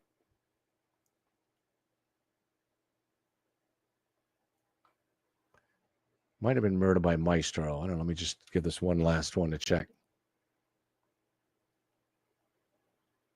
Oh, no, but here's another video. Murder by Maestro I think he did this a while ago. Did a pretty good accident reconstruction software himself. So let's see if I can get that.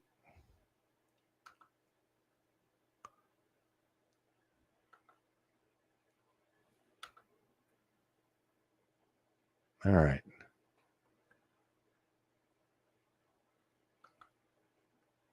So this is Murder by, let's pull this back. This is Murder by Maestro's version. Let me slow this one down too.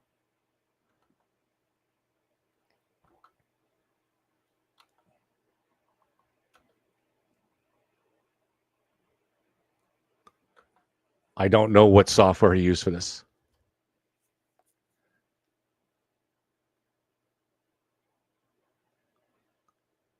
Now, that's definitely more realistic in terms of when she breaks. Still pretty miraculously, that looks like Higgins' Jeep there, and she managed to break before hitting it. But strange things, no matter what, strange things happen in this case. So you have to kind of live with that. It's some pretty damn good driving or pretty lucky driving.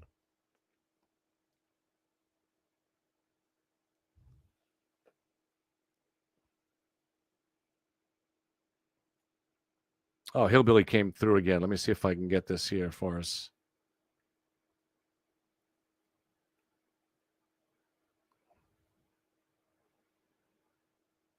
Let me share this. When it comes on my phone, for me to get it on the program, I have to share it to myself.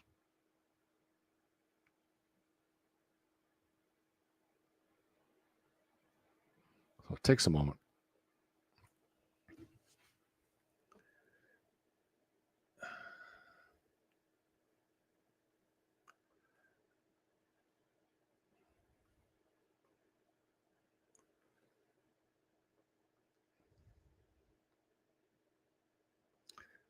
So what's going on with the game?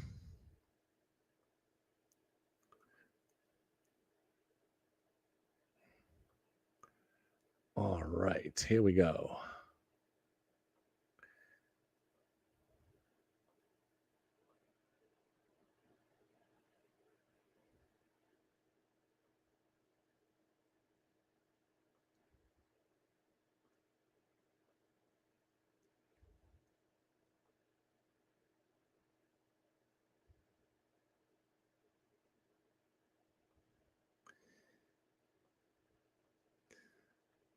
Someday I will have, probably someday soon, an AI that manages all this for me. So all this goes smoothly.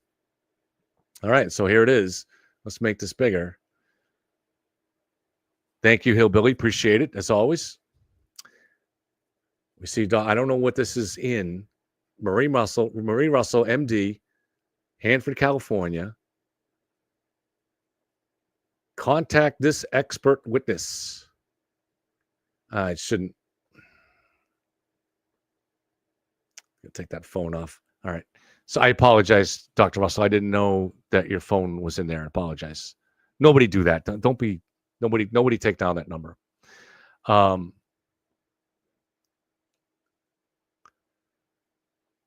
Specialties and experience of this expert witness: emergency medicine and forensic pathology, homicide, strangulation, motor vehicle accident, correctional medicine, overdose, death, gunshot wound, dog bite, jail, or prison medicine.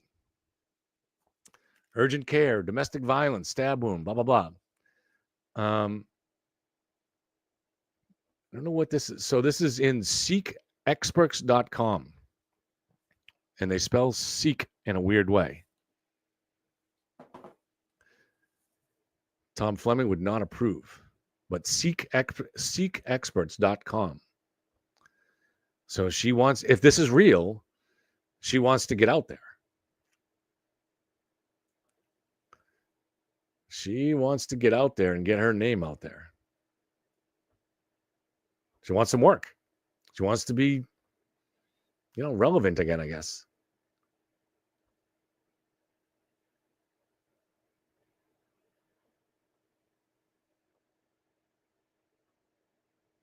All right.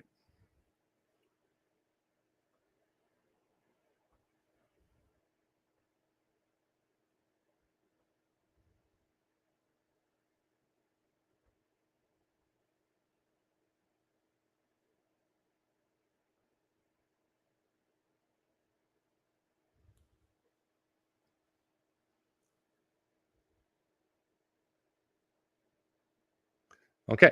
All right. So the other stuff we got going on. Again, I don't want to get too much into this, but the whole Nathan Reed thing. So he was charged in 2018 with, and I think, embezzlement and larceny. He was the manager of the Bristol County Community College bookstore. His case was settled in November of 2020. Now, and all we had to do was pay restitution, and then it would be continued without a finding. He was very, we don't know the details of that, but he was very fortunate that during the pandemic, the courts were basically closed and they were giving people really cushy deals. I know of other instances of this. So he may have got a really good deal because of that. But in any case, what we've been able to find out is that this is the largest criminal investigation that the Bristol Community College system has ever been a part of. So it's the biggest theft that they ever experienced. And numerous students and people signed affidavits regarding this. And what he was doing was, it seems like he was taking books out of inventory, and kids would buy them, and he would say they'd want to pay with a credit card, and he'd say, no, you have to pay cash. And then he would pocket the cash. So it's a pretty elaborate plan here to steal all this stuff. $24,000. It's a lot of money. And it sounds like this went on for a couple of years. I didn't see anywhere in the agreement with the courts that it was a requirement for him to get to go into drug therapy. Now, I'm not saying he's on drugs. I have no idea. But I'm just saying that what you do is you look for, sometimes they make these kind of cushy deals with someone that goes into court and they say, I have a drug habit, I need help. So, part of the condition is they put you in therapy. And I didn't see any, there's nothing in there like that. So he appears to be just a thief and was pretty organized at doing this. Now, the reason it's relevant, I think his current wife was his girlfriend at the time, who also worked at the bookstore, and she was 23 years old. Was she involved in this operation? It seems she certainly must have known about it, right? But the reason it's relevant is because, well, there's possibly a couple reasons, but I'm going to only go into one. This is the guy that is involved with handling those donations. So this guy's handling, I think he recently said they've raised over $600,000 for Karen's defense fund. Would you want to give money to a defense fund managed by that guy? No. I mean, that's why it's relevant. But there are other issues that we're exploring, and we'll get to the bottom of it, and I'll just leave it at that, related to that. Now, we talked to the last episode about the retooling that Karen said outside of court. She's going to retool. They're going to retool their defense strategy. Well, there are a lot of questions that come up with that. So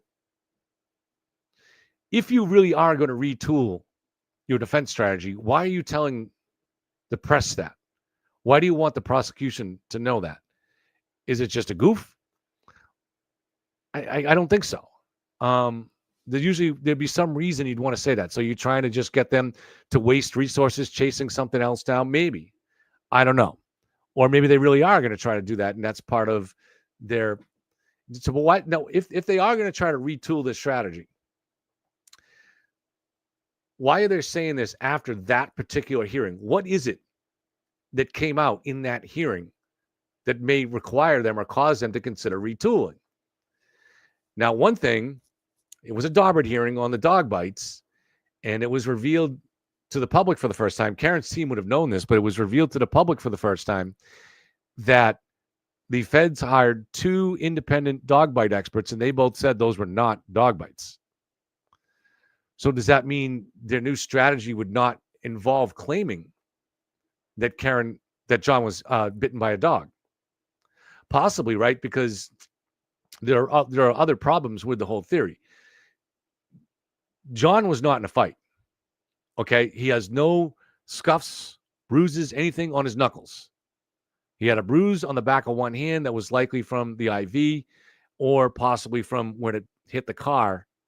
But there was nothing like you would get on your knuckles like when you get in a fight. He also had no signs on his face. There were 2 scratches. That's it. There's no split lip. There's no swollen lip. There's no broken nose. There's no signs of being punched in. There's no signs at all of being punched in the face. You got 2 minor scratches. So if John was attacked inside the house or anywhere, he didn't fight back. So would that suggest a strategy where you say he was ambushed and struck in the back of the head, so never saw it coming and never knew? And if that's the case, you wouldn't want to go with dog bites. It seems unlikely that if he was ambushed and struck in the back of the head, that he's also going to get attacked by a dog while he's unconscious, right? So is that a possible way they're going to retool? Pretty much, I'd say 99% of the people following this case out there believe that they're going to focus on Brian Higgins. I believe somewhat differently. I do believe that they will focus on him just as much as they did last time, but I don't think they're going to drop Colin or anything. They're not going to drop anything that they approached before. See, what you have to understand is that the defense does not have to prove their theory. And so for that, they just need to, the more confusion they make when they get people sitting there saying, well, I don't know about this, that's kind of odd, and what about that? The more they can get people saying, what about? The better for them, because that just creates confusion. And people are not focused on the prosecution's theory, or when they are, they're saying, well, that's not completely tight. They're looking for holes in the prosecution's theory. You just want to create this general sense of doubt. And so they're going to go with an everything and the kitchen sink approach. So they're going to go with Colin. They're going to go with Higgins. They're going to go with everything. They're going to go with dog bites. They're going to go with Rich Green. You're going to see all these people back. Because they don't have to prove anything. So if any one or two of them ends up being debunked or unconvincing, because let's face it, Dr. Russell was debunked and Rich Green was completely annihilated. But that doesn't mean 1 or 2 jurors might not be convinced completely by that. So when they're sitting there in the room and they're saying, well, I don't know, those look kind of like dog bites to me. And someone else says, yeah, I don't know, my health app is pretty accurate or something. You just get them asking questions like that. The more they're doing that, that's reasonable doubt. So they're going to use all of that stuff. They're going to use all of it. Is there something new they're going to do? We don't know. We can only speculate. I speculated before the first trial that they might focus on, I didn't know about that. I speculated during the trial. So once it emerged during the trial that John's garage door was malfunctioning that day, it wasn't closing, that they might focus on that. So there's no question that taillight was missing pieces. Now you can see it pretty clearly, especially the version of Hillbilly Nitro's video that he focuses on the side angle of it. You can see it's missing pieces, but when you focus in, you lose quality though of the image. So it's grainy. Then in addition, we have Kerry Roberts' testimony that described it very vividly as missing pieces and having wires coming out or something like that. And she's shown a picture of the taillight when it's taken later to the Sally port. And she goes, yep, that's what I saw. The defense did not question her. They didn't cross-examine Kerry Roberts. So That's a tacit admission that she's telling the truth. So that's a powerful indication that the taillight was missing pieces. Obviously, Jen McCabe described it as missing pieces, but she's been thrown into the defense conspiracy theory, so we can put that aside for the moment. But you have Kerry Roberts. You also have the video from 822 from the dash cam, and if you zoom in, you can see it's missing pieces. Again, it's not as clear as you'd like because it's not zooming in, and if we zoom in, we'll lose a little bit of clarity, and it's covered partly in snow. So, but you can see that it's missing, and it's also it's part. The dash cam is from right behind the vehicle, whereas the best angle to see the missing pieces is from the side. But you can see it. In addition, it seems like we're probably finally going to get in this trial the audio recording of Gretchen Voss when she interviewed Karen with all three of her attorneys present, and Karen vividly described herself the condition of the taillight very much the same as what Kerry Roberts described, that it was missing pieces. And she added that she pulled a piece out and dropped it in the driveway. So if we hear that, it really becomes impossible for the defense to say, as they did in the last trial, when Alan Jackson in the closing argument showed a picture from behind in that Ring video that says, see, this taillight is intact. It's really impossible to say that once you look at all the evidence. You also have the 418 on the tow truck, which it's a distant shot. But if you look closely, you'll see as it's driven onto the tow truck, it's a white flash of light that comes through. If that taillight piece that was there, that comes with the vehicle, is red, if that was still there, that light coming through when they drove it onto the truck would have been red, but it was white. But this needs to be better explained to the jury. Maybe they'll have visual displays where they can zoom in on that. Maybe they'll, for instance, bring in the pieces of the maybe they'll bring in a functional taillight into court. I thought they were going to do that last time and show how it works and demonstrate that to the jury. They're really going to be much more thorough this time. So I think the defense, possibly knowing how thorough they're going to be, they'll know that it's going to look utterly ridiculous to try to say that taillight was intact. It was missing pieces by the time she pulls out of the driveway. It just was. There's just too much evidence against it. And I think that we see that Brennan is a very thorough kind of guy, and he's going to make sure that's completely established to a jury. So you have to remember here that the only way that Karen is innocent is if somebody pulled fried taillight pieces off that taillight and planted them at the scene. That's the only way. There's no way around that. There's no middle theory. There's no way they can say that someone else possibly struck John on the road, another vehicle. No, there is no way. So are they going to possibly try and say that somebody ran a Tom Cruise mission into the garage and broke in there with Karen in there sleeping on the couch and Kaylee, the niece, 14 years old, sleeping in her bedroom, that somebody broke in, and that's why the garage door wasn't closing? Now, as everybody knows, my theory has always been it wasn't closing because, and this is just a theory, I have no evidence for it, that Karen didn't normally park there and that John gave her a garage door opener that maybe he hadn't used in a while, and so the battery was dead. And so the garage door was open when she left at 5:08 because she didn't want to stop, get out of the car, go back in and close it. Now, we know there's supporting evidence for that because we know that her car connected to John's Wi-Fi when she got back at 12:36, around 12:36 is the way Trooper Garino put it.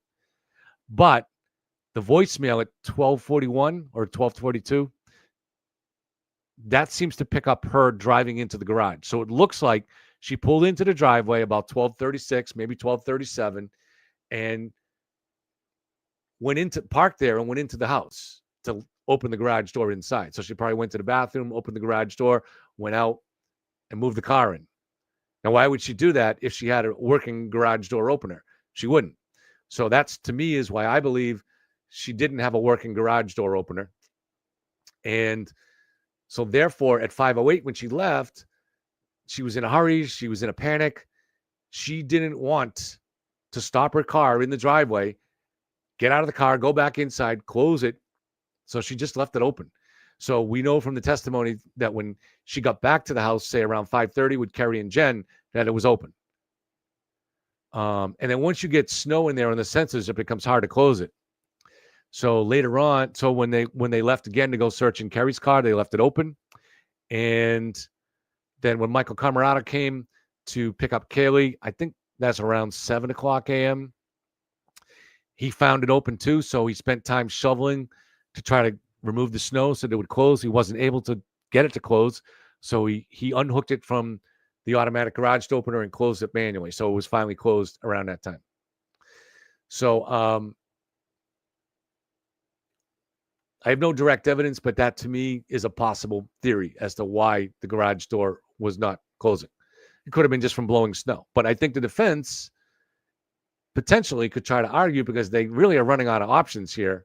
They might try to argue that somebody broke into that garage, and the fact that the door wasn't working right, there you go. Aha, there's evidence of it.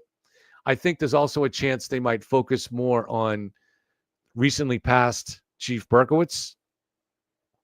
He was on the defense list last time. They chose not to call him, possibly because of his health. He was dying of cancer. And,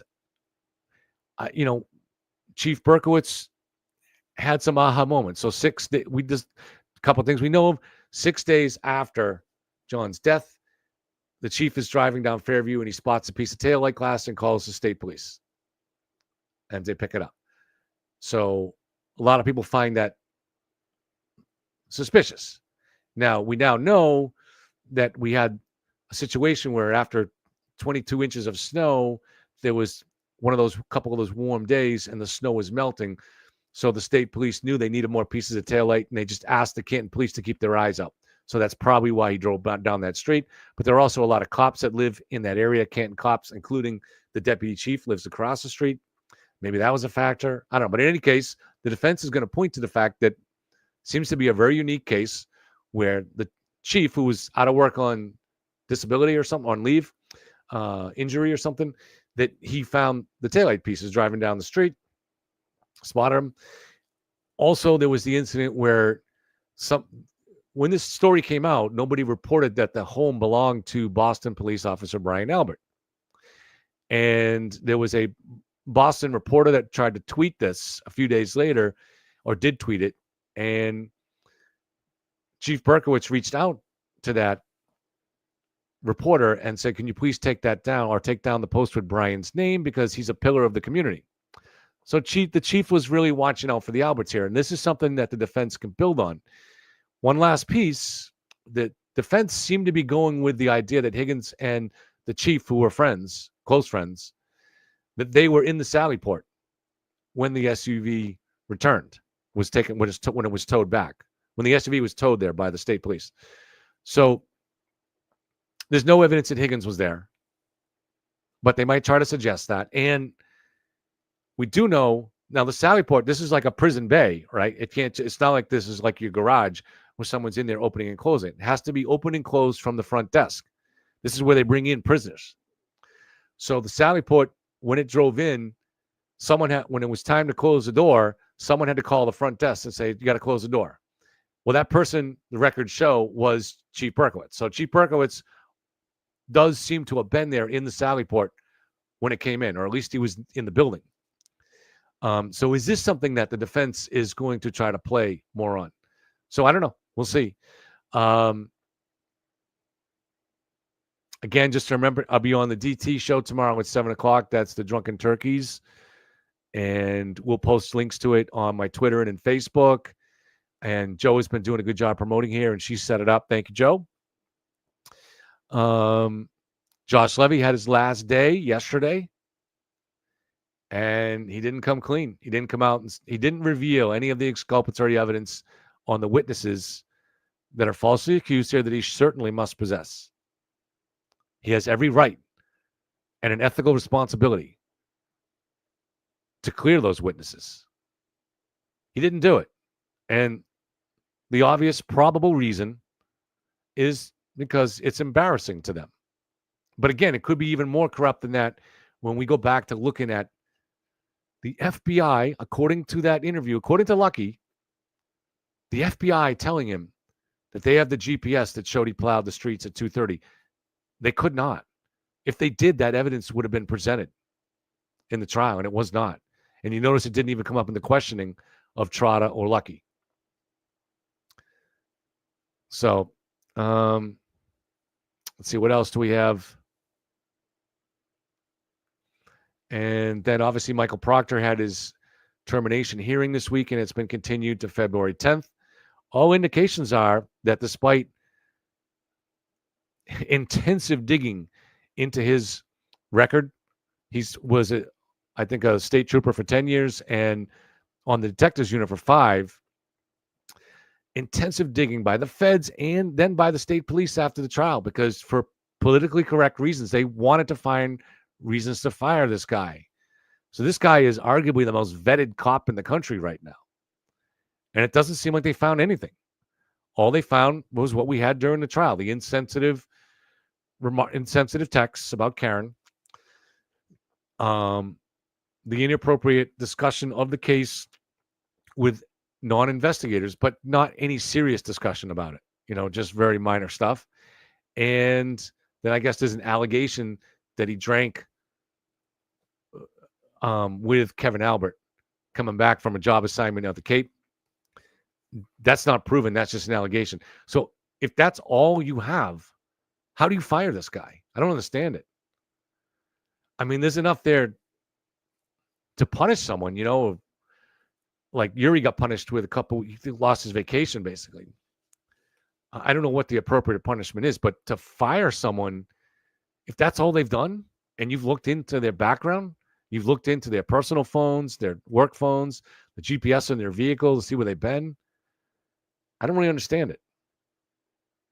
But,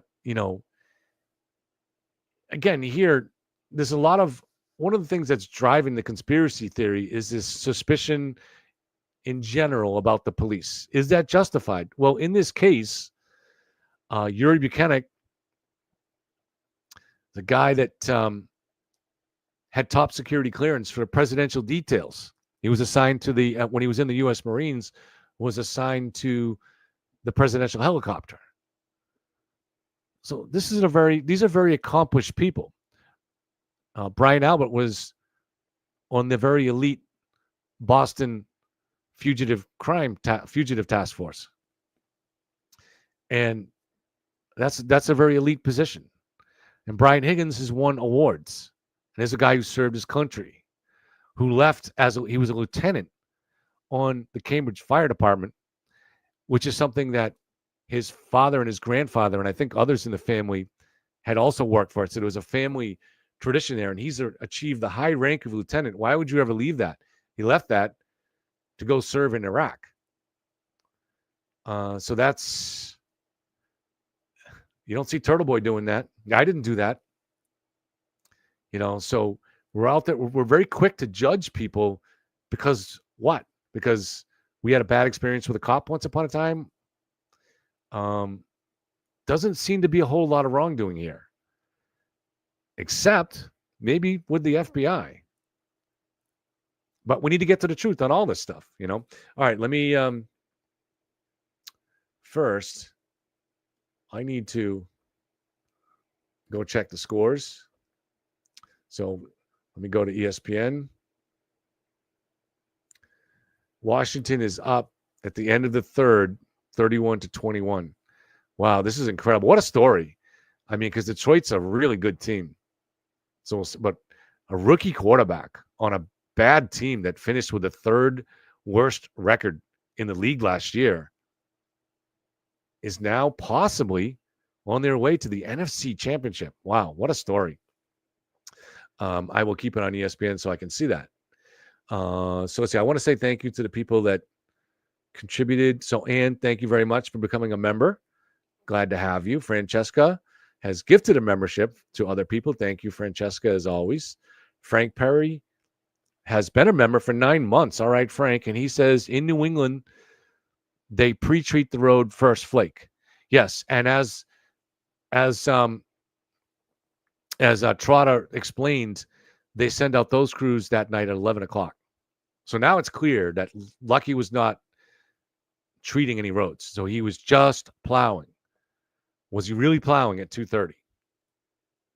We need to, hopefully someone else can nail down this. Like I said, if the prosecution can speak to some of the other plow drivers, if any of you know another plow driver that was out that night and they're willing to go public and talk about it, I'm sure they're not. But,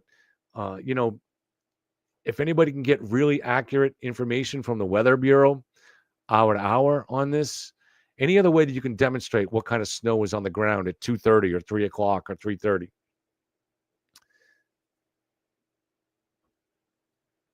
Francesca says, was there enough snow to plow at 2:30? So it doesn't seem to be to me, but hopefully we can find out. And Zigzag with the super sticker. Thank you very much, Zig. Appreciate it. Kimberly, Andy Dufresne, thank you very much. She says, thank you, Kevin. We appreciate you. Thank you. You know I appreciate you.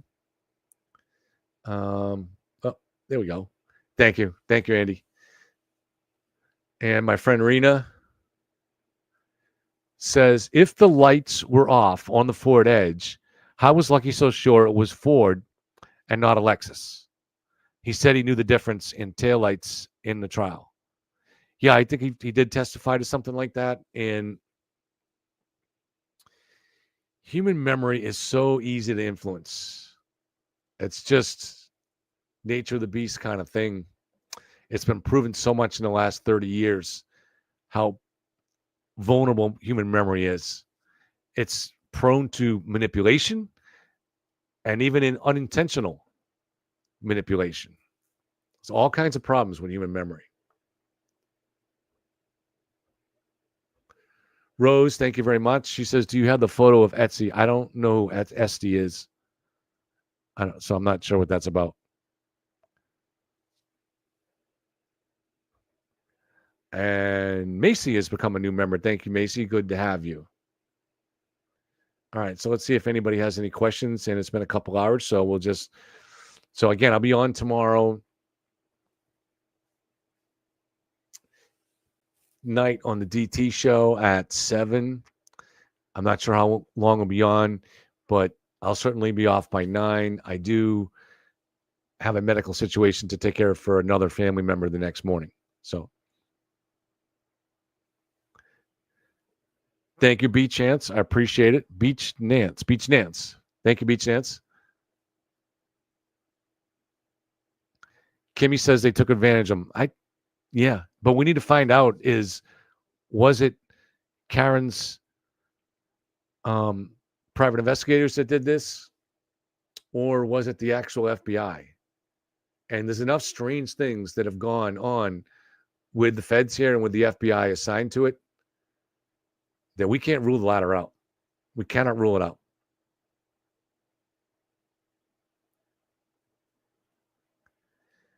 Jen McCabe may have tainted memories also. Well, listen, here's the thing.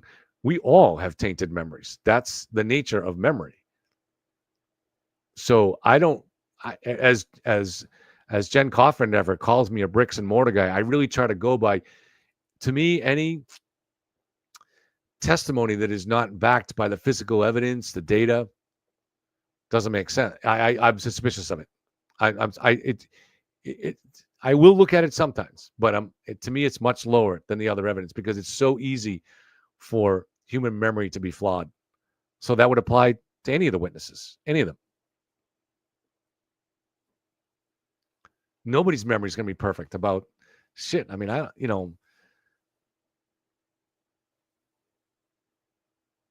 you asked me what time I took out the barrels Wednesday. I'm not going to be 100% sure. It's, and if a car drove by while I was taking out the barrels, or if there was a school bus picking kids up, I don't know. I don't remember, and I can't be sure.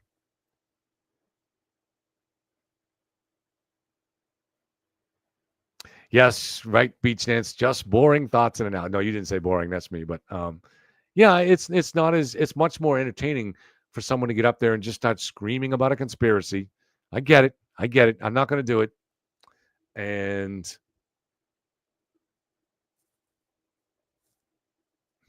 truth is what matters the most.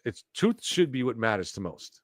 It's not about creating a carnival, whatever you want to get for expanding your audience, all those things, I get it, but you're taking advantage of, you're improperly influencing the trial system, and you're most unfortunately going after innocent people, like in order just to grow your YouTube audience. Ugh.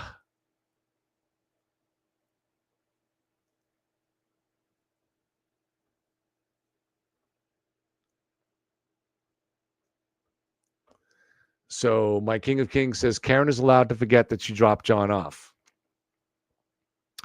See, the problem with Karen is she just kept changing that story. And not just changing it like she's recovering a memory. That story was evolving to fit their theory.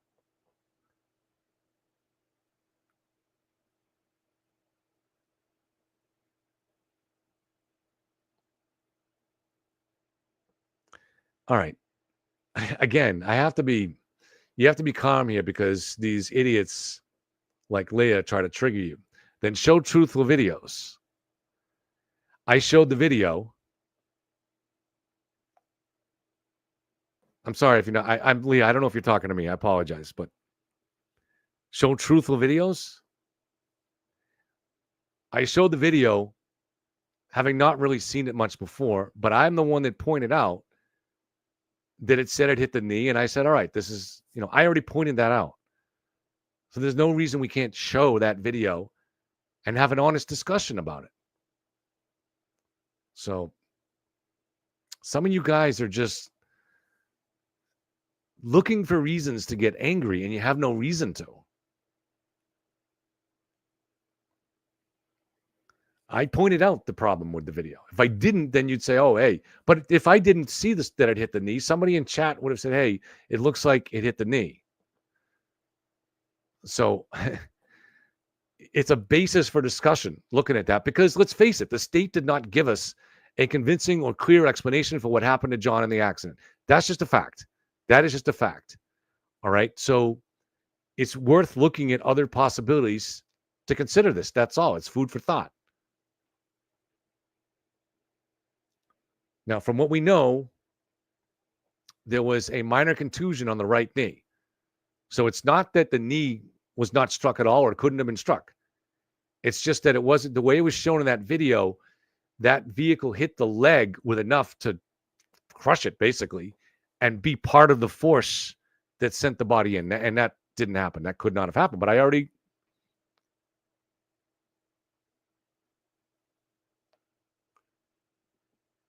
But you are... See, Leah, I'm not going to waste too much time on you. It's not being respectful to say, then show truthful videos. I'm showing a video that presents a theory on part of the case that was very poorly explained by the state, and it's food for thought. I'm not presenting it and saying that's what happened. I'm saying here is one theory, and it's something where we don't have a consistent, clear theory here. So it's worth looking at that.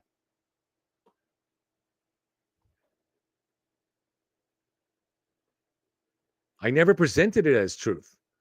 If you watched and listened, I said, no, that couldn't be the way it happened.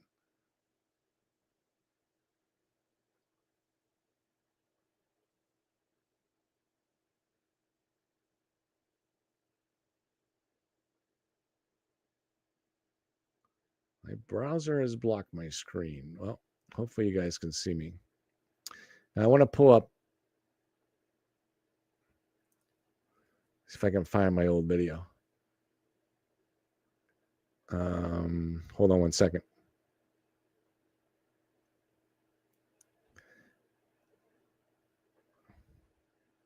So if that one's going to piss you off, here's one that'll really piss you off.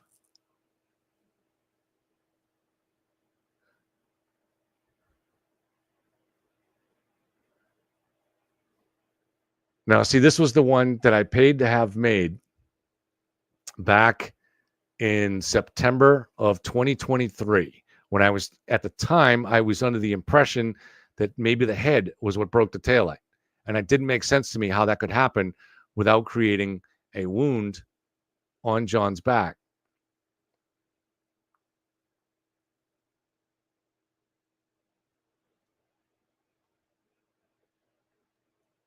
play it one more time. Again, I don't believe this is what happened. But does it show a possible, is it food for thought? Sure. What I had asked the guy to make was him dropping his phone, and this is what he was able to make. It's not something I could make.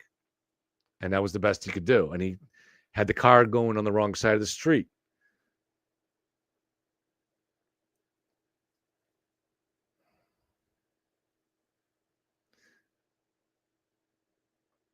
All right, so let's pull this out. Anyways, these things are just to talk about possibilities because we don't have a good explanation.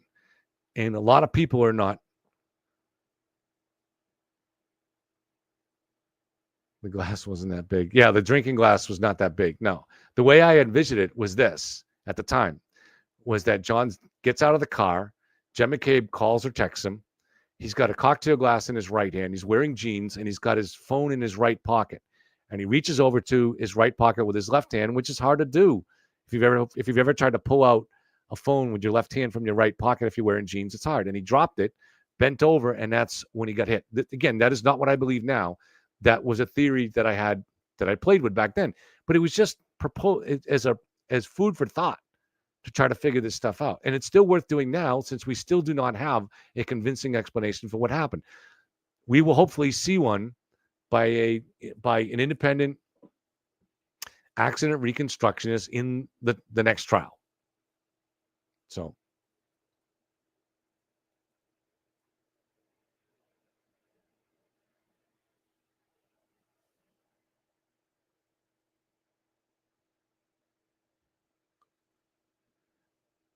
this will be the last question I answer for you, Land. What is it you're saying? You don't want me to discuss possibilities?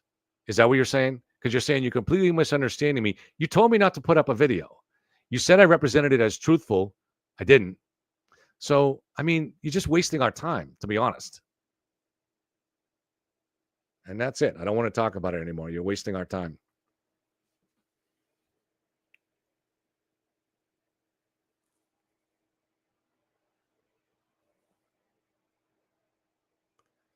Barb says that John's phone was in the back pocket, and that's probably true. I don't think we can know for sure, but it was found underneath him. So it's also possible that it was in his hand.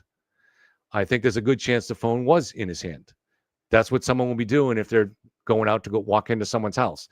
If the phone was in his hand and he was struck with enough force to send his body, any object in his hand would go with him and would land near him. So there's a good chance that it would end up underneath his back. But if you want to argue that the phone was in the back pocket and fell out, yeah, I buy into that. I mean, we just don't know.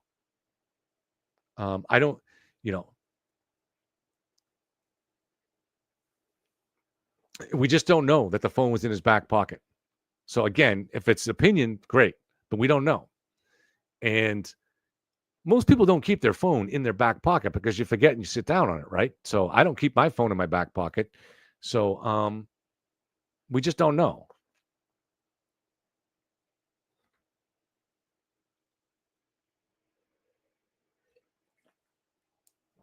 I absolutely am not pushing conspiracy. I'm pushing evidence, and I'm pushing analysis of evidence based on what we know. I'm not against conspiracy. There are real conspiracies in the world. I'm against what we have to be on guard against is the human nature. We're drawn to the mysterious, and that includes conspiracy theories. So the idea that John was killed inside the house and left outside and the girlfriend was framed, that's more juicy. That's more interesting than the idea of a hit and run. And we have to recognize that in ourselves. We have to know that we have a natural human tendency to find that stuff attractive and interesting.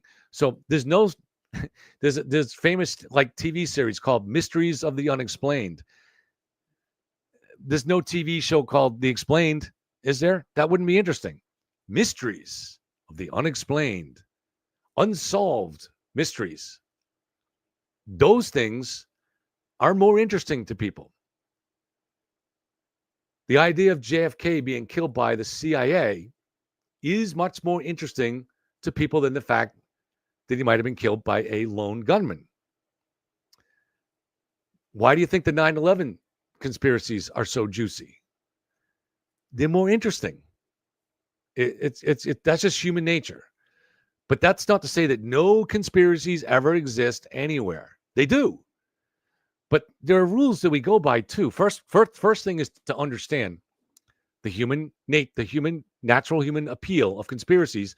And so when you're looking at if someone's trying to pitch a conspiracy idea to you, you have to have a self-awareness to say, whoa, I got to really be skeptical here. I have to recognize in myself the natural human need to want to believe in the conspiracy and have that self-awareness. The other thing is you have some general rules about conspiracies. For example, the more people that are required to be part of that conspiracy, the less likely it is to be true. But these are just general rules. So there's plenty of evidence here that the FBI was doing something corrupt. It's not like it's a small amount of evidence. The FBI and the U.S. Attorney's Office, some combination of that. The state of Massachusetts, in their documents that they put out last year, I believe they were either part of the warrant to get Karen's phone or something to do with the Turtle Boy. I think maybe it was part of the warrant to get Karen's phone. But yeah, it was part of the warrant to get Karen's phone. They said that the feds were themselves leaking information about the days and times that witnesses would be testifying before the federal grand jury. Now, maybe that's going to turn out to be not true, right? But it's said in an official official state document presented to the court. So I'm not crazy to entertain it as a possibility because it's in a state document. Okay? It's also, we know, well, I don't want to say for a fact, but it's in that same state document that Karen's defense attorneys had a conference call with Josh Levy, who at that point was the U.S. attorney, extremely powerful position. Now you could say, well, maybe there was a conspiracy going. Maybe the feds did catch a conspiracy, but they didn't. We know that because they were required to turn over, because of the Brady Act. I'm not the Brady Act. The Brady rights. Any exculpatory evidence that they had about the defendant, they were required. They couldn't hold on to any of that. So whatever the feds did in their couple years of investigating, they did not find any exculpatory evidence by the time of the trial. None, despite deep digging. So there are reasons to ask if that's the case. They certainly knew that by the time Josh Levy had that conference call with Karen's defense team. Why is he still interfering in this case if by then he knew there was no evidence of a conspiracy to frame Karen? Why is he still interfering in Judge Cannoni's case and trying to get the defense team to delay the trial? It's inappropriate. So again, that's evidence that something smells here. And there's more. Okay? When we know for a fact that for some of the witnesses, when they testified before the federal grand jury, very, very strangely, unheard of, the U.S. attorney himself, Josh Levy, participated in that, and he used a blown-up version of TB Daily News. So he would have done this knowing that the witnesses would see it, and they'd be terrified of that because they were already being hounded to death. They'd already complained to the U.S. attorney's office that they were being hounded and that they were in danger. The U.S. attorney's office very strangely ignored them. Then he goes up there and with a blown-up version of TB Daily News. There's a lot of evidence here. There is a lot of evidence to say that something smells here. It's not just some crazy conspiracy theory. There is a lot of evidence. There's also evidence that FBI agent Leah Ferrero was communicating with one of Turtle Boy's main media minions at the time, Sean McDonough. Now, we don't know how frequent those communications were, but there were communications. Now, Sean is down in Florida. He hasn't left Florida. What evidence could he have in the Karen Reed case?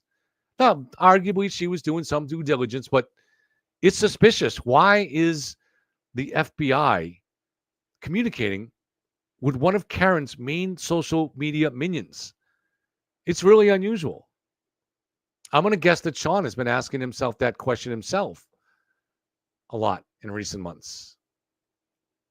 I think Sean feels that he was duped, and he was. But I can understand how people would believe that something went on here because Sean was a former federal officer. So the idea that the feds were corrupt here, he would have found that unimaginable. But I don't think he probably finds that the case now because something really strange was going on. Now, it doesn't mean that there was corruption where Karen walked in. Now, Karen and her lawyers went in to meet with, at the time he was first assistant U.S. attorney, Josh Levy, in August of 2022, all the way back then. Something they said convinced him to launch a federal investigation. We don't know what, because there's so little evidence here. There was no weird data evidence yet at that point. So what? Was there a corrupt connection between Josh Levy and Karen or someone in her family, or more than likely with David Yannetti or possibly Alan Jack? We don't know. We don't know. It's possible he just got duped. They duped him. But then once you're duped,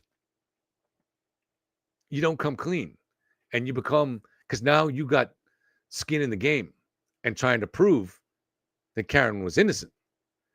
And now what you do from that point forward, once you knew you were duped, that becomes corruption.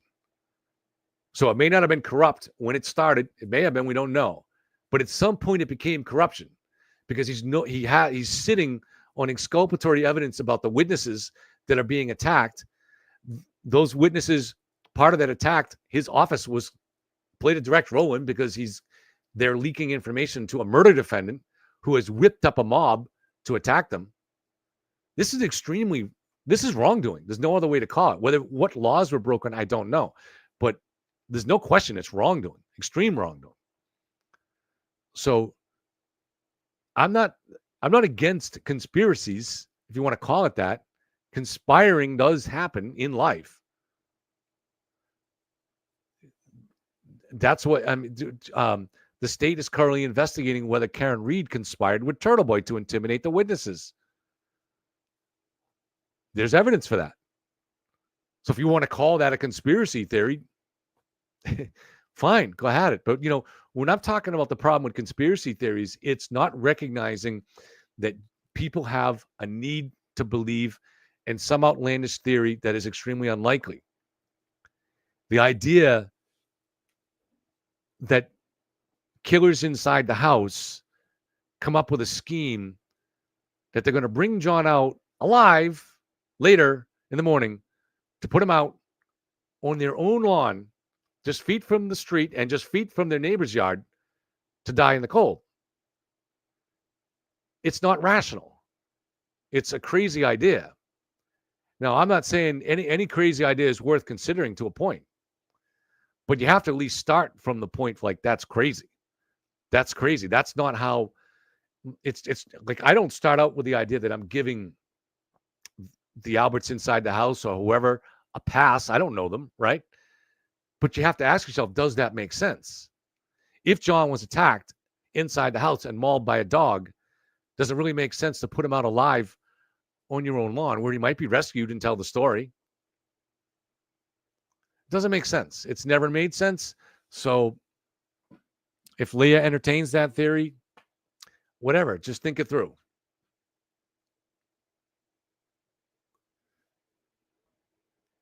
All right, let me look at the scores.